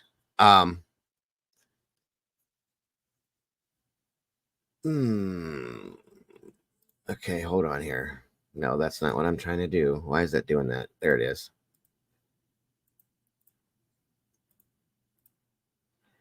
So 12 Gauge posted this video. It says breaking news: Ladybird killer suspect caught on video. More to come. So we have somebody here with what it looks to be possibly a victim here after being linked to 2 murders. There's a picture. Okay. I want to know who this is. Where did that come from? 12 Gauge grabbed this. I don't know where he got it at. Let me see if it says in the comments here. Can we summon him and find out where this came from? I think he might be getting ready for his own show tonight. I could try. Is this on his community wall? Let me go look real quick. Give me a second here. I just got this myself. I know I ask a lot. No, not at all. Not at all. That's what it's all about. That's what it is all about. 1 second here, guys. And 12 Gauge is a reliable source, folks. This isn't somebody that I would not trust at all. This is the gentleman that was on panel. Yeah, or came up with us that day. Okay. He's actually the one. I think he's live now. Well, yeah, I can't get to him now. But I will talk to him after the fact. I think he's actually doing an interview right now. Yeah, I'm gonna have to catch his show later on then, and I will definitely be reviewing it. He's going to be interviewing. The last show I talked to you guys about, I brought up Martin Gutierrez. Okay, it is on his community page. I think I'm looking right now. Give me 1 second. There it is. I learned a long time ago that those that continue to speak when the topic is ended often are lying and trying to convince themselves rather than others. Stay true to you and be your own success. We put so much emphasis on acceptance from others that in the end, it really doesn't matter who likes you or who doesn't. Okay, so he's not, that has nothing to do with this. It is on his it's on his community page, but it doesn't have any, there's no info on it. I'm going to get with him though and figure out where this came from. I'm sorry. Yeah, because I would just like to know, did it, because, it's unusual. I mean, props to them if they did it, but it's unusual for the local media. And if Butterfly's still in here, she'll back me up, for them to put out anything. Oh, agreed. Yes, I do agree. And law enforcement, that's like pulling teeth, trying to get them to put out anything about Ladybird, or that may even be looked at and be like, oh, that's part of Ladybird. So I'm just curious as to where it came from. Absolutely, yeah. So once he's done and all that, in fact, I will leave him a message right now. If I'd have known this, I'd have scheduled around it and actually went over and joined him on this one.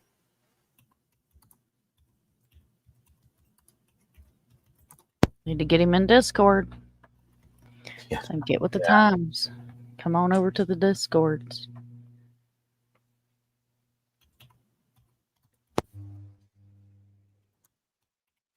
Oh, that's cool, Wisdom.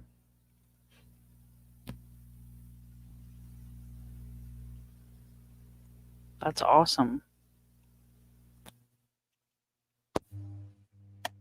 Okay.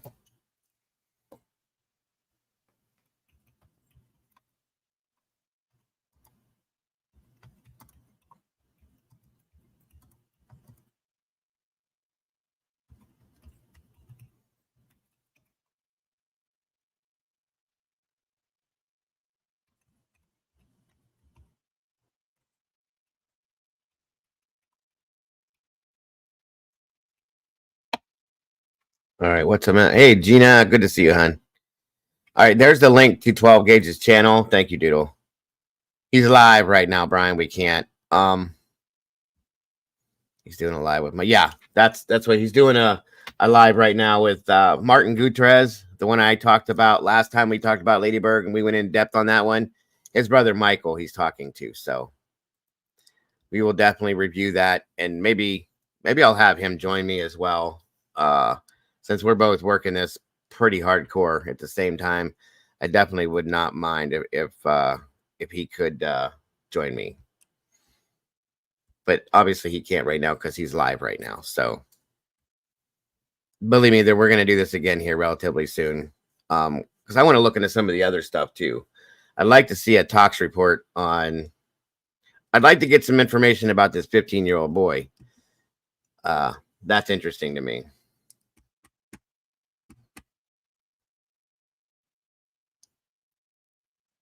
Well, I'd like to get his permission first, Crimson. I don't want to stream his stream while, you know what I mean? That's just rude. But I'm sure he wouldn't mind it. I just want to talk to him before I do something like that. That's all. Show. Again, guys, don't forget that we will be joining Salty tonight for her stream. Tonight, actually, guys, you might a little difference here. We're going to be going over the Idaho 4 case. Joe Schmo is going to be joining us up there as well. It should be an interesting conversation. Any conversation that Joe is involved in is always interesting. So that is something that we're going to be doing tonight as well. Again, 8 p.m. Central her time, 9 p.m. my time, Eastern time. So, and there's the link for Salty's channel right there. For those of you that have not subscribed or showed up over there yet, please do, guys. Please, please, please do. It's always good conversations. Joe Schmo, if you guys aren't familiar yet, he's starting up a channel too, guys. So if we can drop Joe's link in here, I'd really appreciate that. Great guy. For those of you that have not met him yet, he's very, very into the Delphi stuff. He's been following Idaho. Very grounded, down to earth, and very smart man. And I really, really enjoy our conversations. Did you see the show that Nancy did on Delphi? Last week? Is it new? I'm not sure if you've seen it or not. She had Joseph and I can't think of her name, but the lady that wrote the book about Delphi and some other guests. Hold on, folks. Haha, takeover. How y'all doing?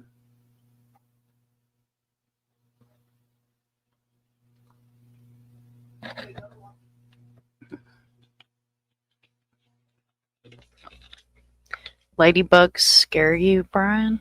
I'm here. I might have missed something. Yes, you guys will definitely enjoy Salty's channel. Please come over. We have great conversations. I'm telling you, I love them. The three of us, like I said, I really enjoyed talking with Joe. But no, I haven't seen Nancy's show on.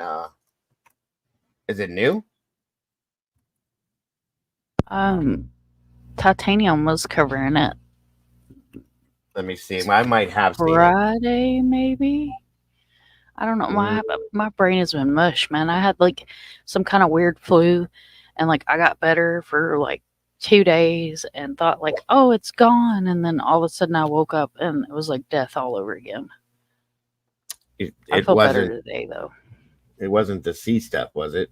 I don't believe in that mess, so no, it wasn't that. You know. Wait a minute. Stop. Did you say you don't believe in it, so it wasn't that? Nope. I do not participate in their scamdemics. Well, it's still a virus, though. I mean, it's something you can get. It's the common cold. Like, if you research that C word, the numbers they put on the end of it is the severity of the virus, but it is nothing more than a common cold. What I had was hell on wheels.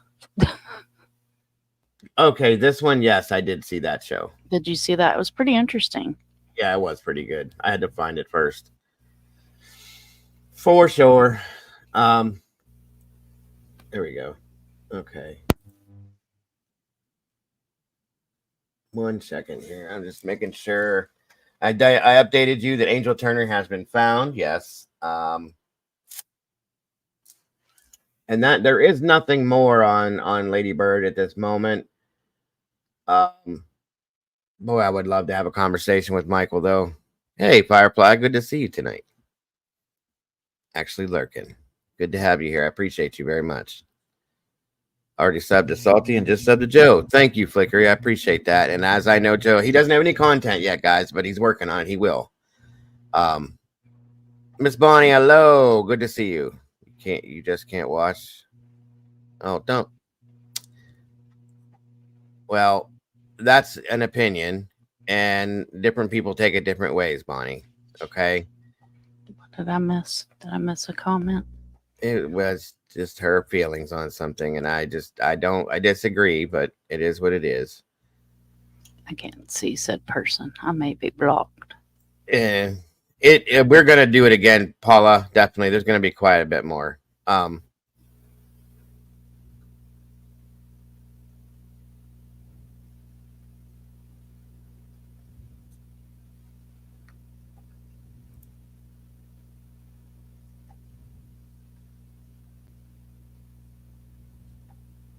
Yes, Jessica Rapsis was found safe too.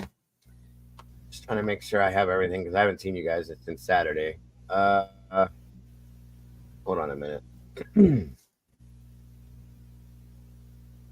There was by the way, I did watch something this morning, by the way, and it's about time that people start putting that stuff out there. Vinny did a Court TV did a show, and it's titled "Is Anyone Searching for Sebastian Rogers?" It's about time somebody says that, because I truly don't think anybody is. Of course, the father says he is, but I don't know. I made my opinion clear before I backed away from that completely. Mm-hmm.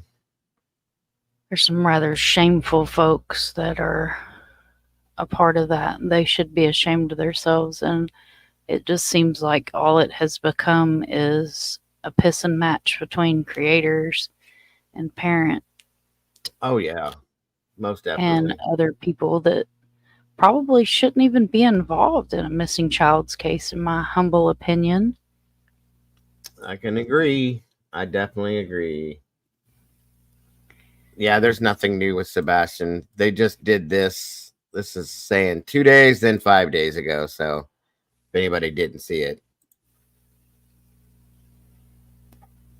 Later this month to bring awareness to the disappearance of Sebastian Rogers. It's been nearly 6 months since the 15-year-old with autism was last seen. Last month, the Sumner County Sheriff's Office told us there still has not been any traces of the teen.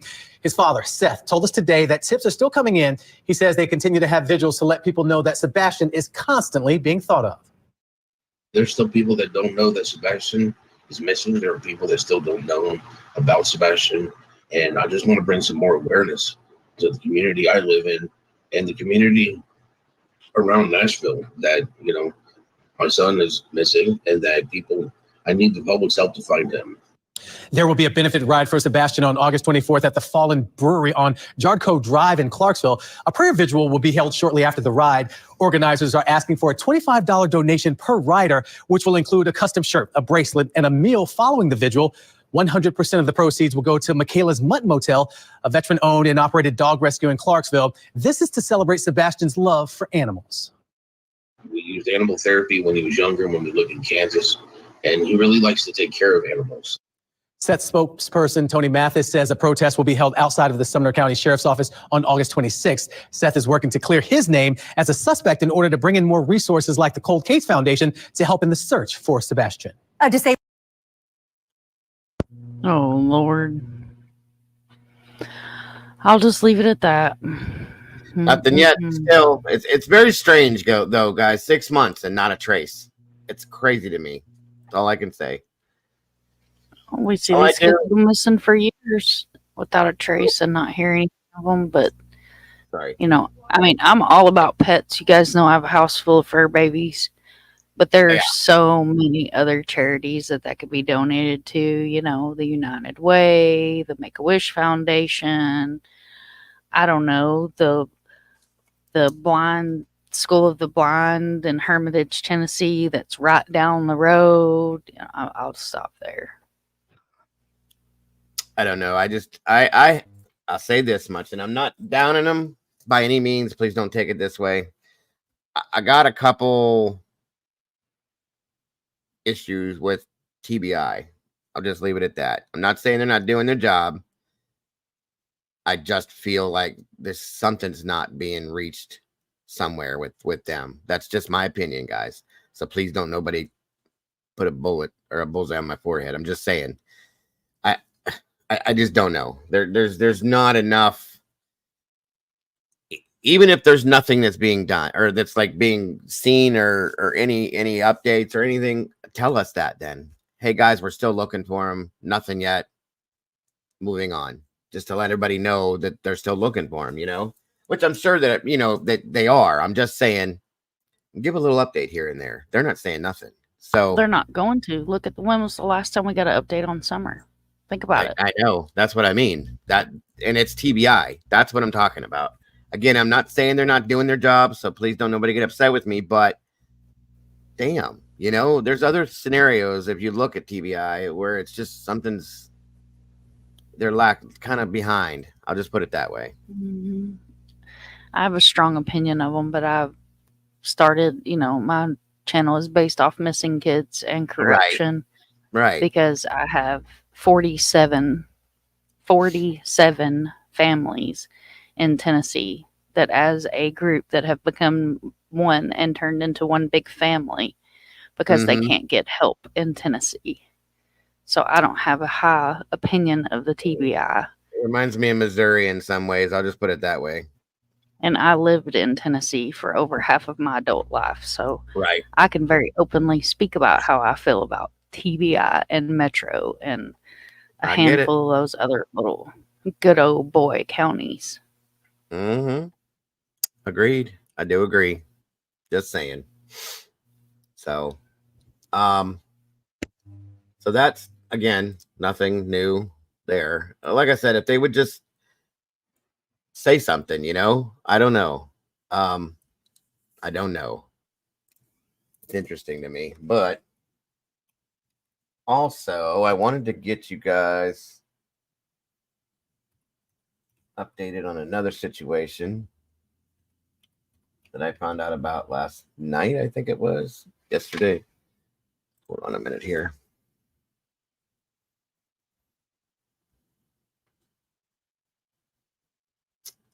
I think JLR covered it, and there's not a whole lot about it out there anywhere yet. 1 second. I'm trying to find it. Why can't I ever find anything when I want to? You need a Discord vault. That's the best way to do it. Like, I have my open Discord that everybody's welcome to be a part of, and then I have a vault. And the vault is where I put all the stuff that if I don't put it there, I'm going to lose it. Because I tried to do Post-it notes, but my laptop decides that when it wants to do like a update, it deletes my Post-it notes. Okay.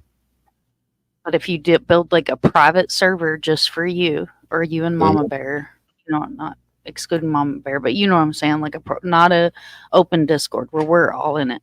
Make yourself a vault Discord and like stuff that you don't want to lose or like links to stuff that you want to share in a live or something like that. It's great to have like a filing cabinet. Well, I kind of have that with YouTube, but it and I have an email, but I'm not that technically intelligent, I guess we could put in that sense with saving stuff.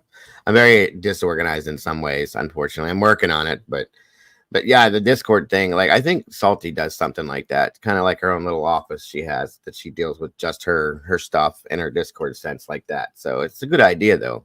It's actually a good idea.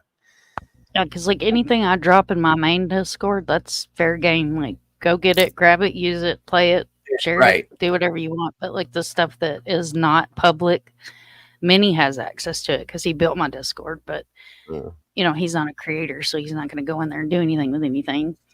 He might go in and like make stuff better, because if I try to do anything in Discord, then I end up turning off my notifications and I don't hear any notifications because I broke it. But Gotcha. I gotcha.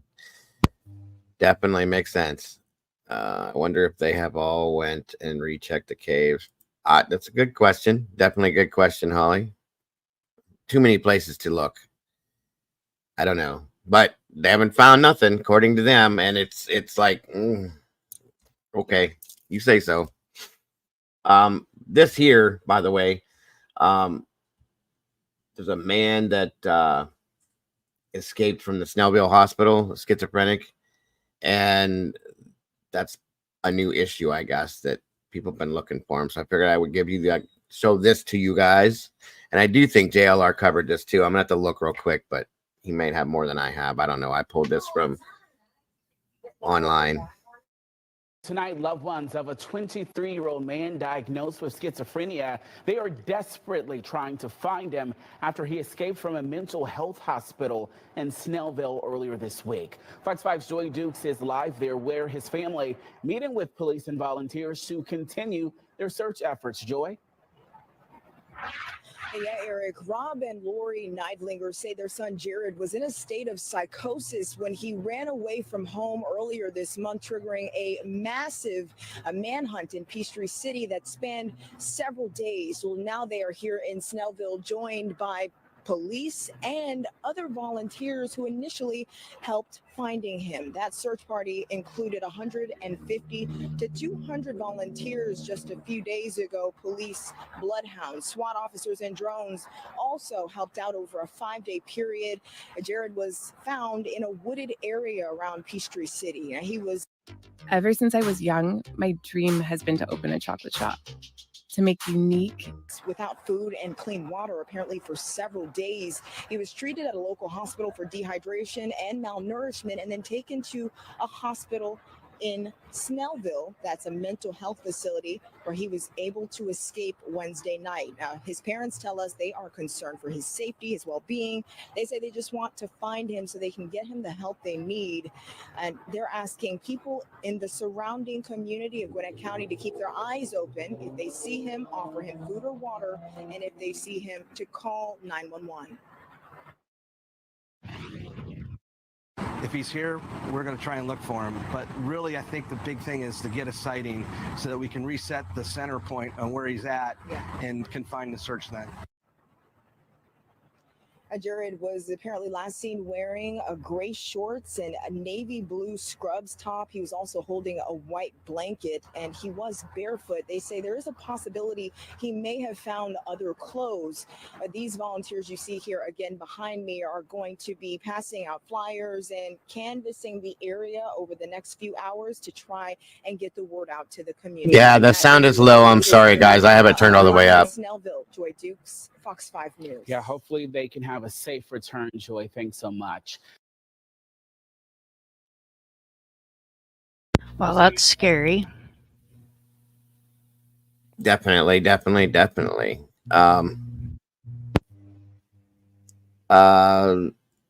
Leslie, what were you trying to send, hon? I'll send it back. I have no problem with that. They charge a fee, just so you know. Just let me know what you want me to do. I'll send it back to you. I have no problems with that whatsoever. I don't want you to have any problems. But yeah, that's the scary situation because it can cause other things to happen. You know what I mean? So we're going to be looking for this guy too. I do. Yeah, hold on. I think, by the way, I don't know if you guys, hold on.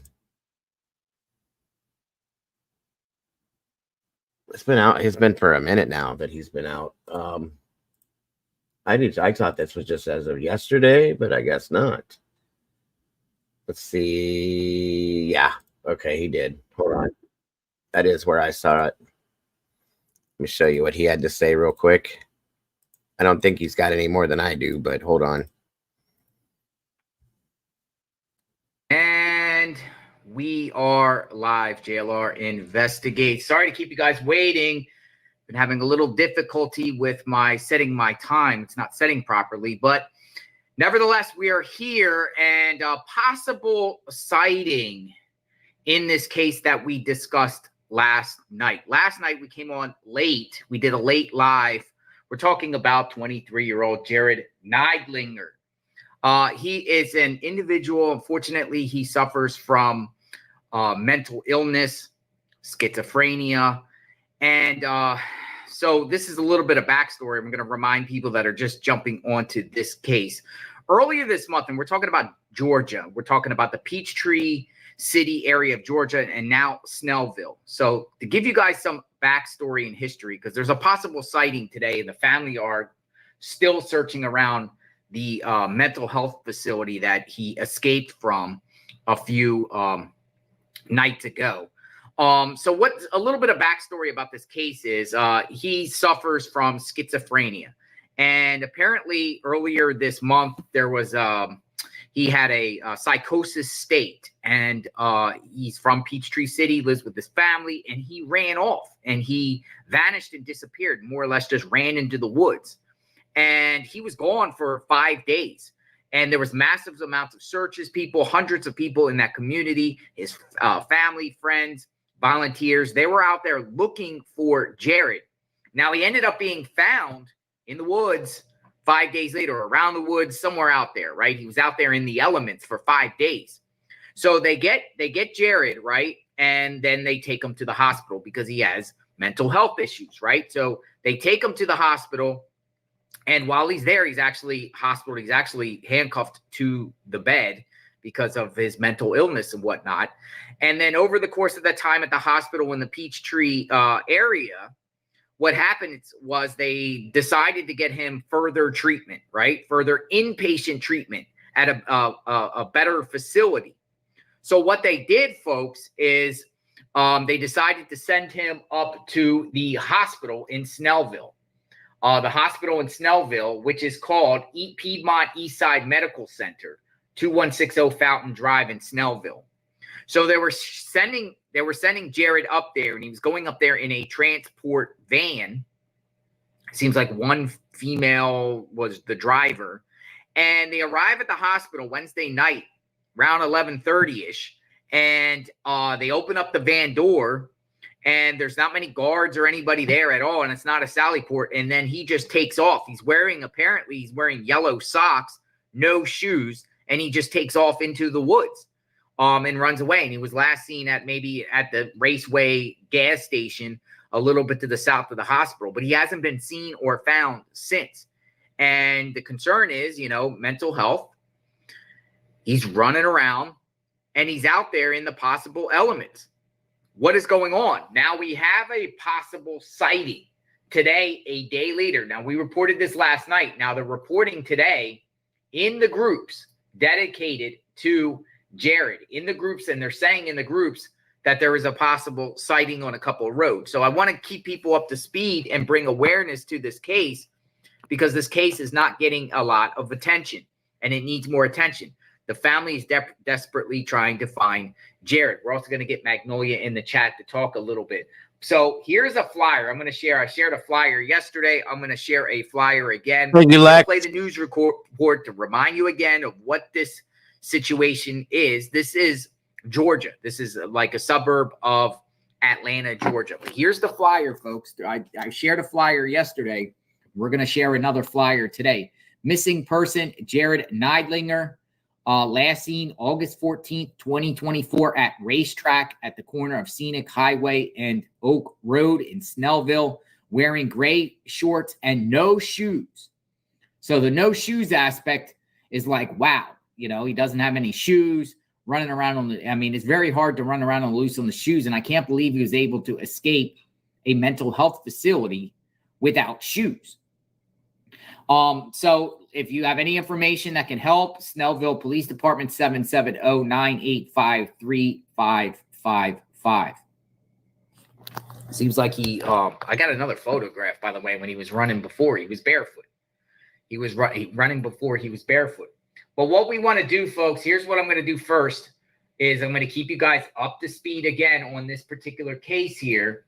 And I'm going to share the news clip that there's only one news report that I've seen thus far. I'm waiting for other ones. I do not know why the media is not reporting this, but this is a serious matter when you have somebody that escapes from a mental health facility, right? That was more or less being involuntarily committed. He's not a danger to, they're saying that he's not a danger to the public. So I just want to let you guys know that they're putting out that he's not a danger to the public. Is he a danger to himself? That's a possibility. This is the news report I played yesterday. We'll play it again and get you up to speed, and then we'll do the maps and everything like that, and I'll show you what's going on. Of a 23-year-old tonight, loved ones of a 23-year-old man diagnosed with schizophrenia.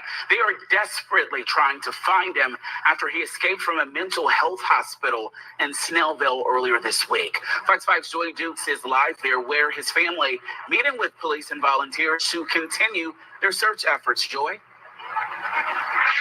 Yeah, Eric, Rob and Lori Neidlinger said their son Jared was in a state of psychosis when he ran away from home earlier this month, triggering a massive manhunt in Peachtree City that spanned several days. Well, now they are here in Snellville, joined by police. Has been resolved to a misdemeanor or something like that. We saw that update earlier first. This is scary because if he's in psychosis, is having psychosis issues, that could be dangerous. He could be dangerous to himself. Okay, that's the problem. So that's terrifying. Yeah, and possibly others. You guys, I mean, I'm more worried about what he would do to or could possibly do to himself. I found a new channel, and it's a guy with schizophrenia, and he's super interesting, and I've learned so much from watching his channel. Oh, and, yeah, it's amazing. Like, he has a service dog because he has visual hallucinations of people. It's part of one of his side effects of his schizophrenia. Right.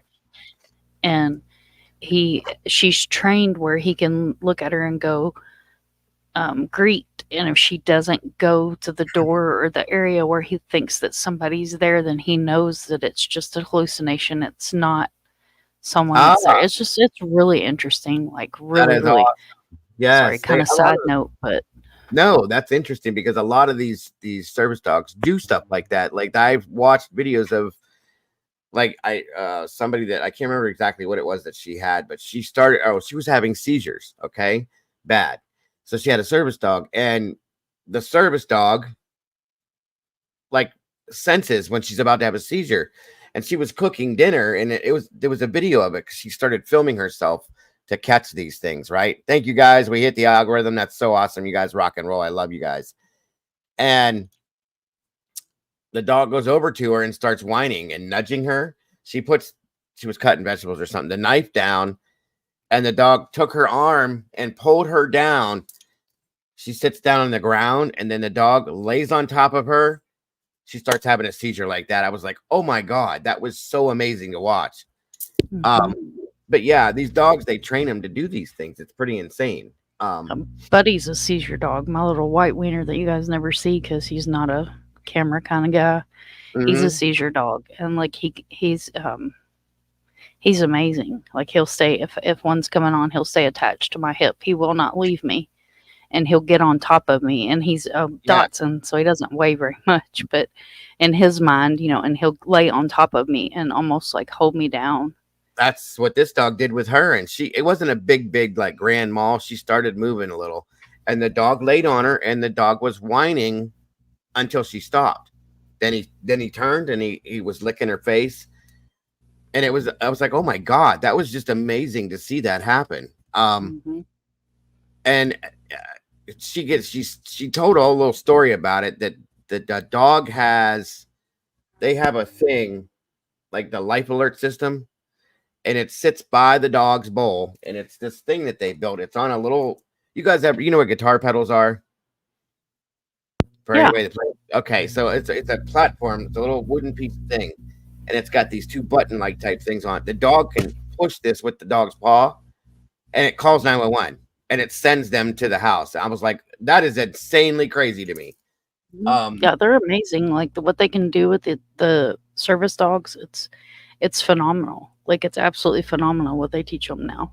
And I'm thinking like, oh God, I hope this dog like doesn't do it like on a, but they're trained only to do it at a certain specific time, I think. And I think that it's if the woman does not come out of the seizure and respond at some point, that the dog, the way she explained it, would go over and push this thing with his paw.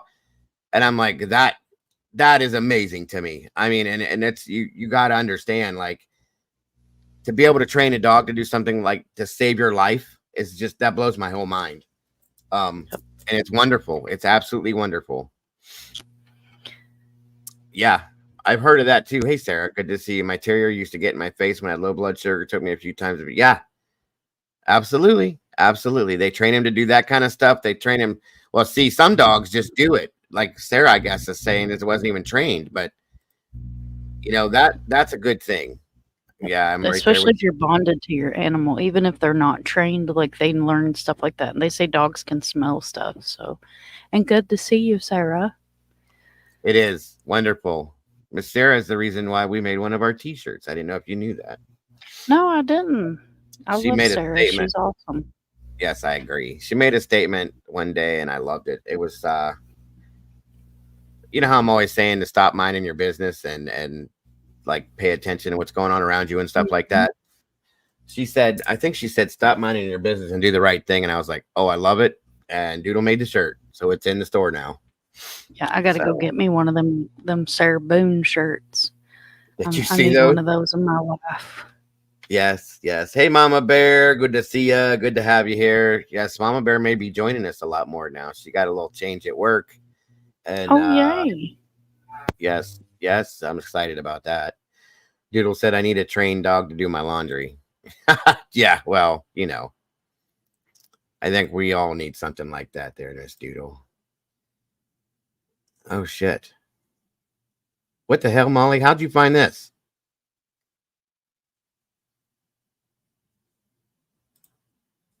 What is this?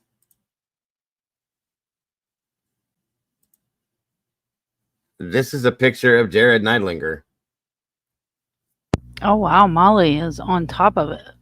Where did you find this at? Is this what you need to put some words behind this on? I had no idea what this. I mean, it shows him wandering, but is he barefoot? Can you tell if he's barefoot, Mom? He's barefoot, guys. Zoomy, zoomy, zoomy. He's barefoot. It looks like it to me. Stop worrying about offending people and do the right thing. I love that, Sarah. Yes. That's we made he a looks t-shirt out of barefoot. it. Molly, where'd you get this at? And Mama Bear, 22 months. Oh my God. Wow. That's so long. That's awesome. Said she sent you the Facebook link. Okay. Thank you, Molly. Give me 1 second, guys.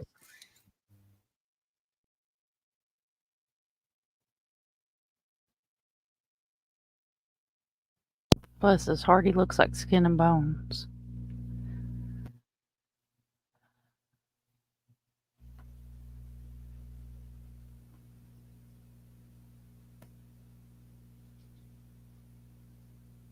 SRB, have you got the funk? Girl, I'm just getting over it. I've had it for a week and a half at this point.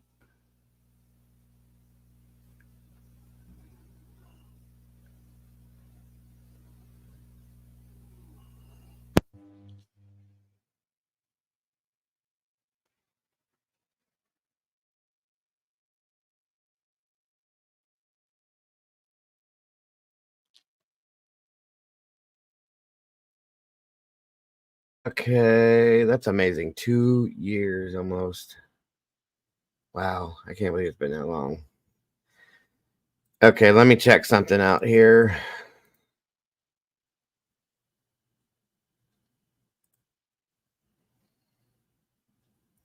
Yep, SRB, that's what it sounds like. You got the funk. It comes with body aches and ear problems and a sore throat, and then like you'll feel better for a day and a half, and then you'll wake up feeling ooky again, and then you should be okay the next day. Okay, I get it. He was spotted in the woods by somebody. This is one of the sightings of him. I get it now. Thank you, Molly. This is via the Facebook group. Okay. I was thinking, like, how the hell did you get this first? What did you see this at? But yes, no shoes. This is what he's wearing: a gray shirt, black navy shorts, no shoes. Please do not approach him. Call 911 and then myself at 678-431-7093 if you guys are in this area and you happen to see area with last spotted in Russell at 7 a.m. this morning on a trail cam is where that picked this up. Wow. Oh my God, this poor guy. This is insane that this can happen like this. This poor kid has no idea probably what he's doing, where he's at, what's going on, and he's tromping through the woods by himself. This is insane to me, you guys. I'm surprised I haven't seen a SAR team on Twitter had it out there. Well, yeah, but they also gotta be careful how they approach him too. I don't see anything. Oh my God, I hope they find him soon. Top drone services. Okay, that's good.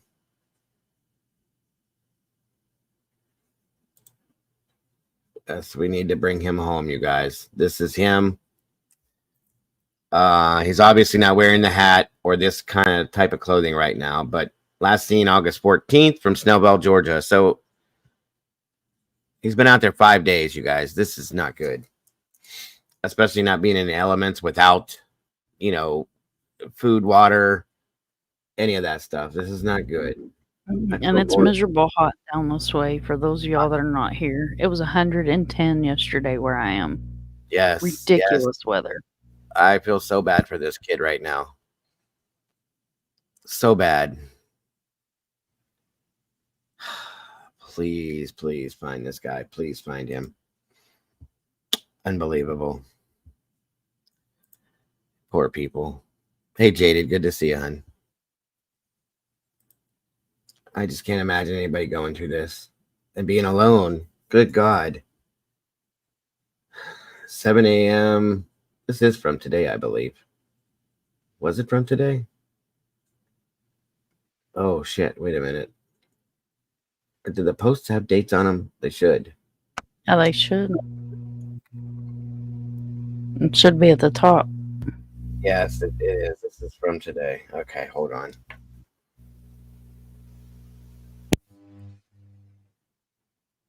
A trail cam at 7 a.m. Okay, so they did cite, that was the sighting there. Yep. Seeking white-tailed drone recovery. Okay, so they're out looking for him with drones. Oh, that's good. That is good. If they get above him and they can see down, then maybe they'll, you know what I mean? That's something that can help. Anyway, I just wanted to put his name out there, his face out there in case anybody were to see him. It definitely says, do not, here, I'll read this to you so you can see where I'm reading it from.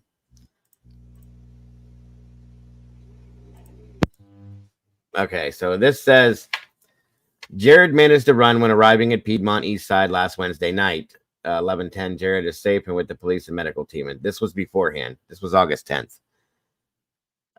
When they were out looking for him the first time. 5:30 a.m. Okay, as if with everything else this morning, there has been a change of plans. We are not going to meet in the morning to organize any search efforts. So he took off at that point. At 10:20. The next day, I received a call that Jared came up to a man and his wife, and he got a drink from there. The man called the police, and he took off. But they were able to see the direction he went. Police are in that area now waiting for an update. Everything else this morning, blah, blah, blah. So we will have no more credible sightings. You do to call 911. Let the police set up their perimeter. But we really want him to have a day to make his way back toward Peachtree City, where they can contain him better. So to recap, no meeting in the morning, no searchers out and about tomorrow. We will post here when and if volunteers are needed.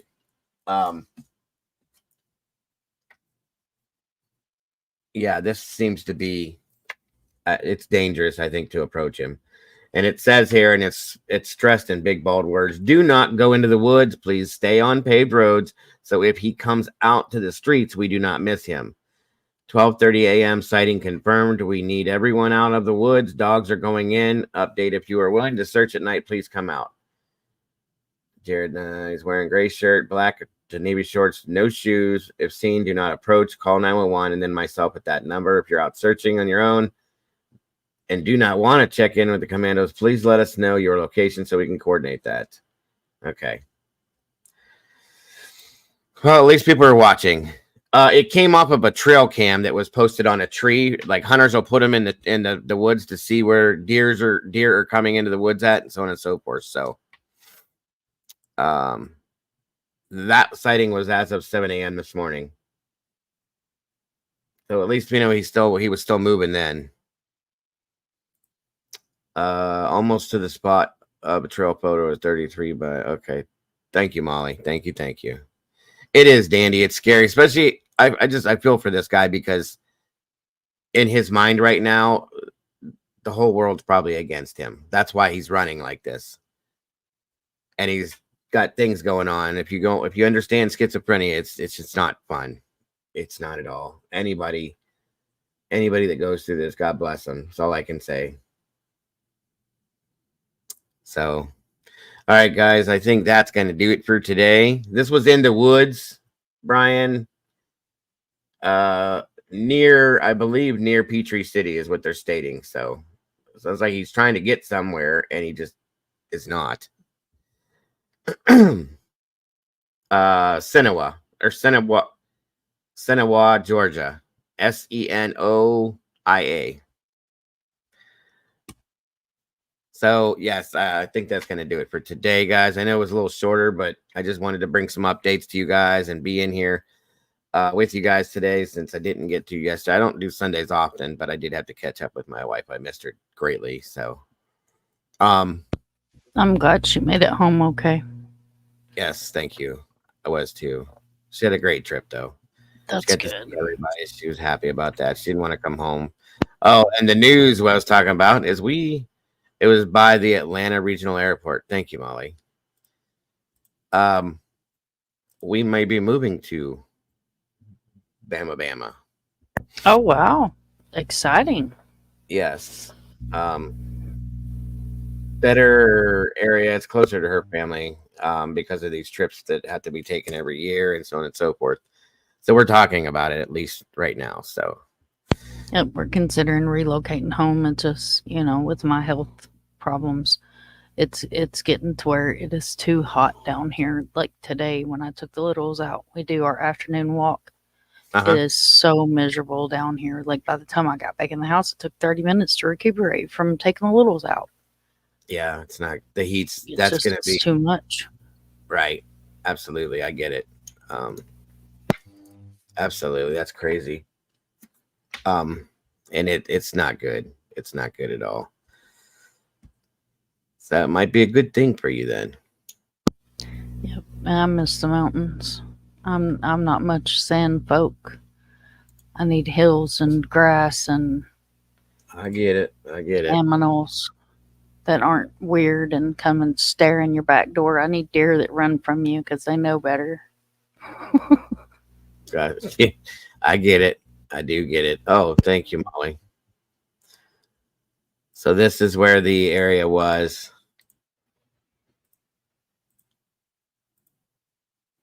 That he was spotted was within here.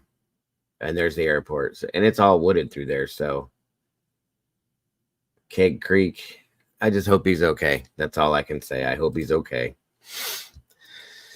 Again, 9 p.m. Eastern, guys. Hey, Melissa, we're going to be jumping over to Miss Salty's channel if you can. It's about 2.43 miles to the airport. Well, I hope he doesn't get close to the airport and get scared. Yeah, he escaped twice now. That's not good.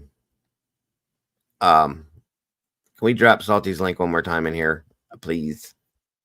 We're going to be going over the Idaho 4 case. Joe Schmo is going to be joining us. It should be a really great conversation. So I would love to see you all in there if you could, please. Mom, thank you again for joining me tonight. I appreciate you very much. Oh, thank you for having me. I appreciate you letting me come up. I need to go live on my channel. I know I will be live Saturday, so I can take Maddie's locks to her love lock post. They're moving that her memorial's already been moved. The landowner, the landowner has requested that no more advocates or locals or anybody put anything on the fence, which I respect the man for that. Her love lock post, however, is on county property, so it will remain, which was what I was originally told, and I did confirm that. So I've got everybody's names on their lock, and I'm gonna take them out there and hang them up. And my plan is to do it Saturday, and then shout out everybody as I hang their lock up. Well, if you're going to be live, then I'll try to be there to be able to stream that for you as well, so everybody can see it. So yes, absolutely. I would like to join you there and watch you do it.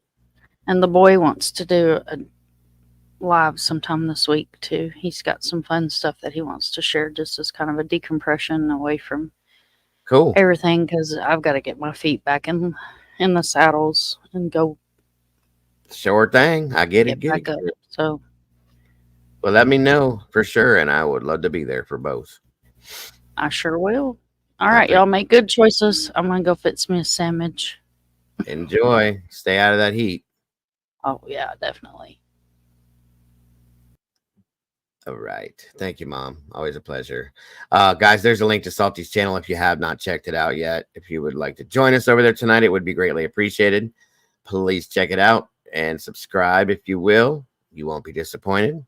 And I hope to see you guys there. Absolutely. Like I said, about 9 o'clock Eastern. Her time would be Central, so it would be 8 p.m. for you guys Central. Thank you, Miss Sherry. I appreciate you very much. Other than that, you guys are amazing. We'll see how long she goes. If she doesn't want to be on too long, I might come in here for a late show. We'll see what happens. For any of you night owls and people that just can't handle the sleeping stuff, I might be in here with you. We'll see. Other than that, guys, thank you for everything. Mods, you're amazing. Thank you so much for everything you do. The producers and mods, you guys are amazing. I love you guys to death. Everybody else, don't forget to love yourselves, love each other, and don't change anything, because you guys are absolutely amazing. Much love to you all. Good night. God bless. And I will see you all very soon. Bye-bye.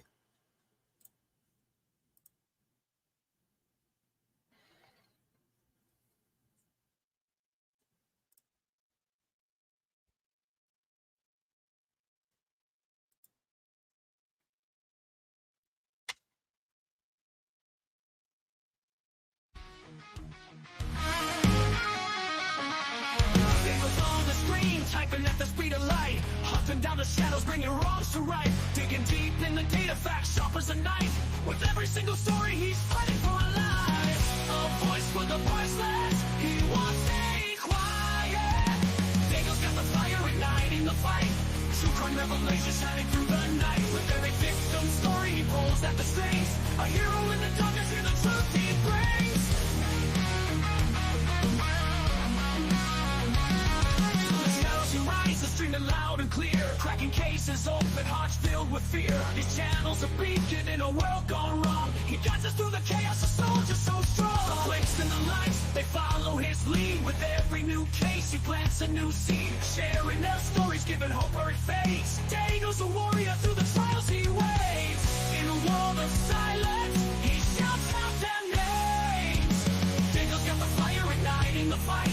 True crime revelation shining through the night. With every victim story, he pulls at the strings. A hero in the darkness, hear the truth he brings.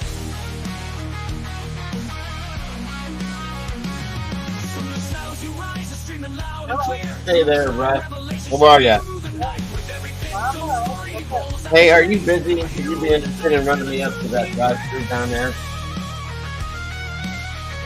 man. Okay. I appreciate that, sir, very much. Okay, I'll be over in a few. Okay. Bye-bye. Bye.